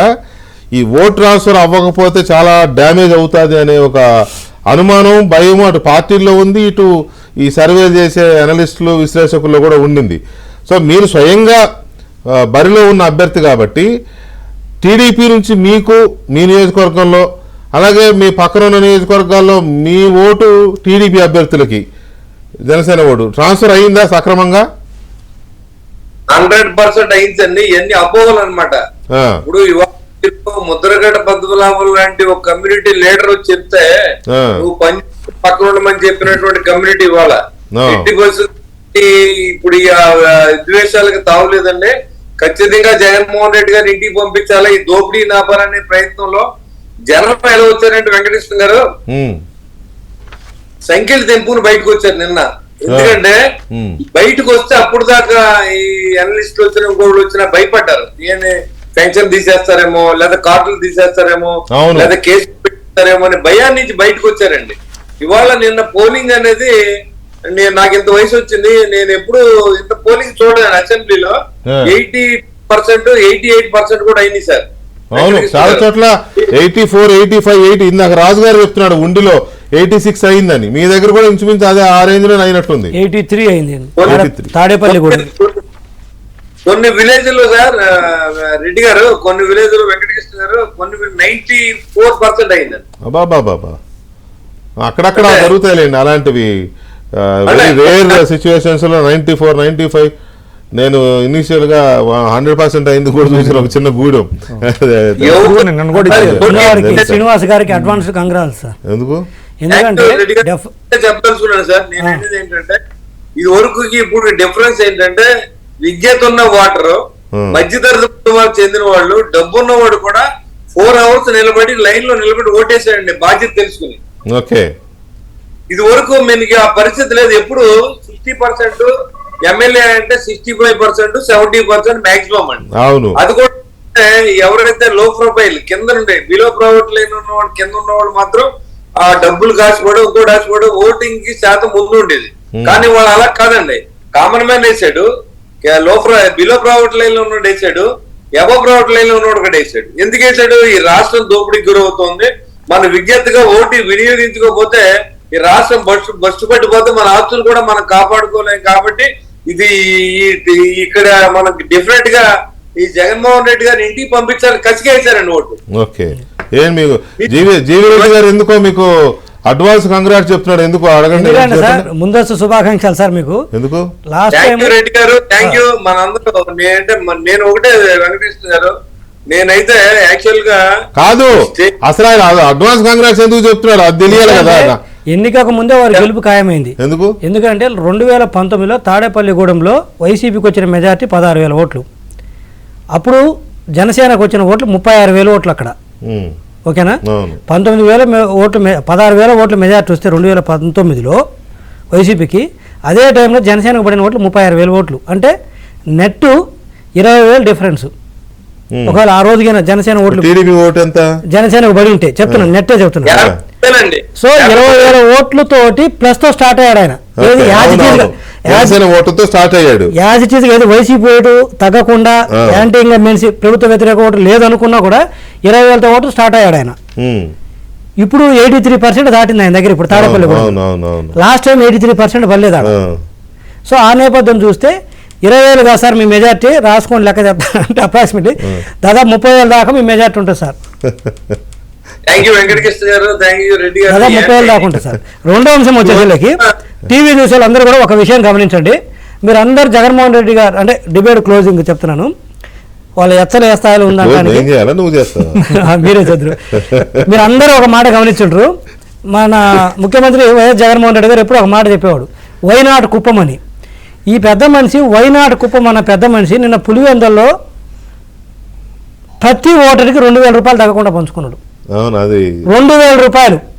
సోకాళ్ళు మన పెద్ద మనిషి ముఖ్యమంత్రిగా ఉంటూ నేను ఇంత సంక్షేమం చేశాను, నా పులివెందులకు ఇంత చేశాను, వైనాడు కుప్పంలో చంద్రబాబు నాయుడు గారిని ఓడిస్తానని చెప్పిన వ్యక్తి 2,000 రూపాయలు సింహాద్రిపురం మండలంలో 6,000 రూపాయలు పంచుకున్నాడు. ఎందుకు పంచుకున్నాడు? నువ్వు ఇంత బ్రహ్మాండంగా చేస్తున్నావు, నీ సొంత నియోజకవర్గము, అది పరిస్థితి. రైట్. అయితే శ్రీనివాస్ గారు ఇక్కడ విషయం ఏంటంటే, ఆయన లేట్ గా జాయిన్ అయ్యారు కదా శ్రీనివాస్ గారు, ఇక్కడ విషయం ఏంటంటే ప్రతిసారి మనం సరే ఈ సర్వేలు ఈ రకరకాల ఆ పోలు ఈ పోలు ఏ చేస్తారు, కానీ అన్నిటికంటే ఈ బెట్టింగ్ వేసే వాళ్ళు చాలా పర్ఫెక్ట్ గా ఉంటాయి వాళ్ళ అంచనాలు కానీ వాళ్ళ ఇది కానీ. మీ ఏరియాలో చాలా ఎక్కువ భీమవరం, నరసాపురం, పాలకొల్లు, తాడేపల్లిగూడెం ఉండి ఈ ఏరియాలో ఆ బెట్టింగ్ సంబంధించిన ఇవి ఎక్కువ జరుగుతూ ఉంటాయి. ఈ బెట్టింగ్ వేసే వాళ్ళ ట్రెండ్ ఎలా ఉందండి ఇప్పుడు? ఏం చెప్తున్నారు వాళ్ళంటే? 55 అన్నారు సార్. 55 అంటే 55 సీట్లు మించి రావని, వైసీపీకి 55 కంటే ఎక్కువ రావని ఓకే ఫామ్ చేస్తుందని. అది వాళ్ళ ఎనాలిసిస్ అలా ఉంది సార్. యాక్చువల్ గా ఏంటంటే సార్, ఈ రోజు వైసీపీ పార్టీకి వాలంటీర్లు బూతుల్లో కూర్చున్నారు తప్ప వైసీపీ పార్టీ ఓటు అడిగి లేదు సార్ మా ఏరియాలో. ఇది వరకున్న వైసీపీ క్యాడర్ కూడా మనం లాగేసాం మొత్తం. యాక్చువల్ గా వాళ్ళందరినీ కూడా ఈ కమ్యూనిటీ నుంచి కానివ్వండి, వివిధ వర్గాల నుంచి కానివ్వండి, అందరూ కూడా మనతో ఉన్నారు. నిన్న మేము చూస్తే ఏ బూత్ దగ్గర ఇప్పుడు నిజంగా పథకాలు తీసుకుని ఎగబడిపోయి నిజంగా వేస్తారు అనుకోండి సార్, కనీసం ప్రజలే రోడ్డు మీదకి వస్తారు, అయ్యో జగన్మోహన్ రెడ్డి గారు మా పథకాలు ఇచ్చారు, న్యాయం జరిగిపోయింది మా ప్రాంతానికి అని. కానీ అందరూ వైసీపీ వాళ్ళు తిట్టారు, ఎమ్మెల్యేని బూతుల్లో తిట్టారండి. మా బూతుల్లో అతను వెళ్ళి బూతుల్లో ఓటు అడిగే ప్రయత్నం, గొడవలు పెట్టుకునే ప్రయత్నం, పోలింగ్ ఆపించాలా, రీపోలింగ్ జరిపించాలని మ్యాక్సిమం ప్రయత్నించే ఉప ముఖ్యమంత్రి. అతనికి ఉన్న బెస్ట్ క్వాలిఫికేషన్ ఏంటంటే అవినీతి, అత్యంత అవినీతి కూడా రాష్ట్రంలో. అది మనకు బాగా అడ్వాంటేజ్ అయిందని నేను అనుకున్నాను. డెఫినెట్ గా జేవీ రెడ్డి గారు చెప్పినట్టు ఈ సుదూర ప్రాంతాల నుంచి, తెలంగాణ నుంచి కానీ ఇతర దేశాల నుంచి కానీ వచ్చిన చాలా మంది మీ నియోజకవర్గానికి చెందిన వాళ్ళు కూడా ఉంటారు కదా, వాళ్ళు ఎందుకు వచ్చారు? ఎవరు ఓటు వేయడానికి వచ్చారు? వాళ్ళు జనసేన పార్టీకి, తెలుగుదేశం పార్టీకి, బీజేపీకి ఓటు వేయడానికి వచ్చారు. వాళ్ళు ఒక్కోటి కూడా వైఎస్ఆర్సీపీ పడదండి. ఎందుకని? డిఫరెంట్ గా వాళ్ళు చెప్తా ఉన్నారు, ఏసీ చెప్తున్నారు, మా ఇంటికి వచ్చి సార్ మీకే ఓటేసారు, మీరు గెలుస్తున్నారని చెప్పి, ఆస్ట్రేలియా నుంచి వచ్చారని, యుఎస్ నుంచి వచ్చారని, ఓటు వేయడం కోసం 3 లక్షలు 4 లక్షలు ఖర్చు పెట్టి వచ్చారండి మా ఊర్లో. అవును వాడు ఏనోడ చెప్పడు కదా. అలాగా ఒక 200-300 మంది నాకు వచ్చి కలిసి చెప్పారండి. హైదరాబాద్ నుంచి అయితే ఒక 5-6 బస్సులు వేసుకొచ్చి మా ఇంటికి వచ్చి సార్ మీకు ఓటేసాం మేము వెళ్ళిపోతామని చెప్పి వెళ్ళారు. నాకు వేయకపోతే నా ఇంటికి రాదు. శ్రీనివాస్ గారు మొత్తంగా జనసేన, బీజేపీ, తెలుగుదేశం పొత్తులో భాగంగా మీరు 22 సీట్లలో పోటీ చేశారు. 21 సీట్లలో మీరు పోటీ చేశారు. 9 సీట్లలో బీజేపీ, 31 కదా మొత్తం, రైట్. 10 సీట్లలో బీజేపీ పోటీ చేసింది కదా. ఈ 21లో జనసేన ఎన్ని సీట్లలో గెలిచే అవకాశం ఉందనుకుంటున్నారు? నేను 80-90 రావచ్చు సార్. ఎందుకంటే కొన్ని పాలకొండ ఒకటి, కొన్ని అవి మనకంతా తెలియట్లేదు. యాక్చువల్ గా నేను అనుకుంటూ 18-17-18 రావచ్చు అండి. ఓకే, మీకు విక్రమ్ గారు ఏదో మాట్లాడుతున్నారు మీతో. శ్రీనివాస్ గారు, అంటే మీ పార్టీలో ఉన్న ఒక సమీక్ష లాంటిది చేసుకున్నారండి ఈ రోజు మొత్తం? అంటే ఇది జరిగిన తర్వాత, ఎన్నికల తర్వాత ఎలా జరిగింది ఏంటి? ఇప్పుడు వెంకటకృష్ణ గారు అన్నట్టుగా ఎన్ని సీట్లు వస్తాయి ఏంటి అలాంటి సమీక్ష చేశారా? ఇంకా ఈ రోజు అయితే కళ్యాణ్ గారు ఆల్రెడీ ఆయన వారణాసి వెళ్ళారండి. మోదీ గారు నామినేషన్కి వెళ్ళారు. వాళ్ళు ఆయన లేరు కదా, ఆయన లేనప్పుడు సమీక్ష జరిగిందని జరగలేదు ఎవరితోనూ. కొన్ని లెక్కలు ఉన్నాయి సార్. నెంబర్స్ నేను ఎప్పుడు ఐ బిలీవ్ ఆన్ నెంబర్స్. కొంత పాలిటిక్స్ అబద్ధం. 1+1 2 అనేది 2 కాదనేది అబద్ధం అవుతుంది, కొన్ని సందర్భాలు చెప్తాయి. ఇప్పుడు ఉదాహరణకి సార్ దాంట్లో చెప్పాను ఇందాక, తాడేపల్లిగూడెంలో 70,000 ఓట్లు వైసీపీకి వచ్చేటప్పుడు 54,000 టీడీపీకి వచ్చినాయి. లీడ్ వచ్చేసి 16,000, 36,000 జనసేనకు వచ్చినప్పుడు, అంటే 54, 36 కలిపితే అప్పుడే ఆయన 19,000తో స్టార్ట్ చేశారు. అంతే కదా. అదేవిధంగా యలమంచిలి మన సుందరపు విజయ్ కుమార్ గారు పోటీ చేసిన కాడ అక్కడ వచ్చేసేళ్ళకి యలమంచిలి వచ్చి 72,000 ఓట్లు వైసీపీకి వస్తే 68,000 టీడీపీకి వచ్చినాయి. లీడు 4,000 ఓట్లు. కానీ అక్కడ అదే టైంలో ఏది వైసీపీ 4,000 ఓట్లతో గెలిచిన సందర్భంలో జనసేనకు వచ్చింది 19,700 ఓట్లు వచ్చినాయి. 19 -4 తీసేస్తే 15,000 ఓట్లతో యలమంచిలి కూడా స్టార్ట్ చేశాడు. ఏది నేను ప్రభుత్వ వ్యతిరేక ఓటు ఇంకా అడిషనల్. ఇంకా అదేవిధంగా తెనాలి కూడా తీసుకుంటే 12,200 ఓట్లు పొత్తు పెట్టుకున్నది విడిగా చేసి నష్టపోయాము అనే దీంతోనే పొత్తుకెళ్ళి తెలుగుదేశం పార్టీ పోగొట్టుకున్న సీట్లలో చాలా చోట్ల జనసేన 5 నుంచి 20,000కు పైగా ఓట్లు వచ్చిన సీట్లు చాలా ఉన్నాయి. అదే సార్ నేను చెప్పేది 18, 19 వారు చెప్పారు కదా నెంబరు, వారు జనరల్గా చెప్పారు. నేను నెంబర్స్ సహా చెప్తున్నాను. వాళ్ళు 18, 19 జనసేన గెలుస్తుంది. అదే ఆయన లాస్ట్ నెంబర్స్ మాట్లాడతాను కదా సహజంగా. నేను ఇంకా ప్రభుత్వ వ్యతిరేకత అడిషనల్ యాడ్ చేస్తే ఇంకా మెజార్టీలు పెరుగుతాయి సార్ మీకు. రైట్, మీరు కంక్లూజన్ ఇస్తారా ఎలక్షన్ సంబంధించి? అదేనండి, అంటే ఇప్పుడు అంటే చాలా కీలకమైనటువంటిది ఈ 10 రోజులు 4వ తారీఖు వరకు కూడా కొంత రాష్ట్రంలో కూడా ఈ ఏదైతే స్పొరాడిక్గా జరుగుతూ ఉంటాయి వీటి మీద కూడా చాలా కొంత శాంతి భద్రత మీద దృష్టి ఉండాలండి. అదేవిధంగా రాజకీయ పార్టీల్లో కూడా ఒక రకమైన సమీక్షలు చేసుకోవటం, అదేవిధంగా ఎక్కడైతే ఇబ్బందులు ఉన్నాయో వాళ్ళకి ప్రొటెక్షన్ ఇవ్వటం లీడర్లకి, అదేవిధంగా వెంటనే స్పందించి సంబంధిత అధికారులకి దృష్టికి తీసుకెళ్ళటం, ఇవన్నీ కూడా చాలా ఇంపార్టెంట్ అది. సో అవన్నీ కూడా కొంతవరకు మీడియా ఇవాళ మనం తిరుపతి, మాచర్ల, తాడిపత్రి ఇలాంటి ప్రాంతాల్లో జరిగిన గొడవలు చూస్తూ ఉంటే ఇది అక్కడిక్కడ చిన్న చితక కంటిన్యూ చేస్తారు. వాళ్ళు వీళ్ళు మాకు సహకరించలేదని, మాకు ఓట్లు వేయలేదని వాళ్ళు చేస్తారు. ఈ పరిస్థితుల్లో కౌంటింగ్ రోజు చాలా ఇంపార్టెంట్. అనేది ప్రత్యేకించి కూటమి అభ్యర్థులు కూడానండి ఇప్పుడు ఏదో విహారయాత్రలకు వెళ్ళిపోకుండా వాళ్ళ క్యాడర్ ని చాలా ప్రొటెక్ట్ చేసుకోవాలి, నిత్యం వాళ్ళతో చేసుకోవడం. ఇప్పుడు ఎందుకంటే ముఖ్యమంత్రి గారు వెళ్ళిపోయారు కాబట్టి యూరోప్ మేము కూడా వెళ్ళిపోదామని కొంతమంది కనుక అట్లా భావించి వెళ్ళిపోయి వాళ్ళగా ఇష్టం ఎవరైనా చేస్తాడు. అందుకనే కొంచెం రిజల్ట్స్ వచ్చేంత వరకు కూడా క్యాడర్ని జాగ్రత్తగా చూసుకోవాల్సిన అవసరం అన్ని రాజకీయ పార్టీల మీద ఉంది. రైట్, విక్రమ్ గారు థ్యాంక్ యూ వెరీ మచ్ అండి. జీవి రెడ్డి గారు, శ్రీనివాస్ గారు థ్యాంక్ యూ వెరీ మచ్ అండి చర్చలో పాల్గొన్నందుకు. థ్యాంక్ యూ, నమస్తే అండి. ఇది వాళ్ళ డిబేట్, మళ్ళీ రేపు కలుద్దాం. శుభ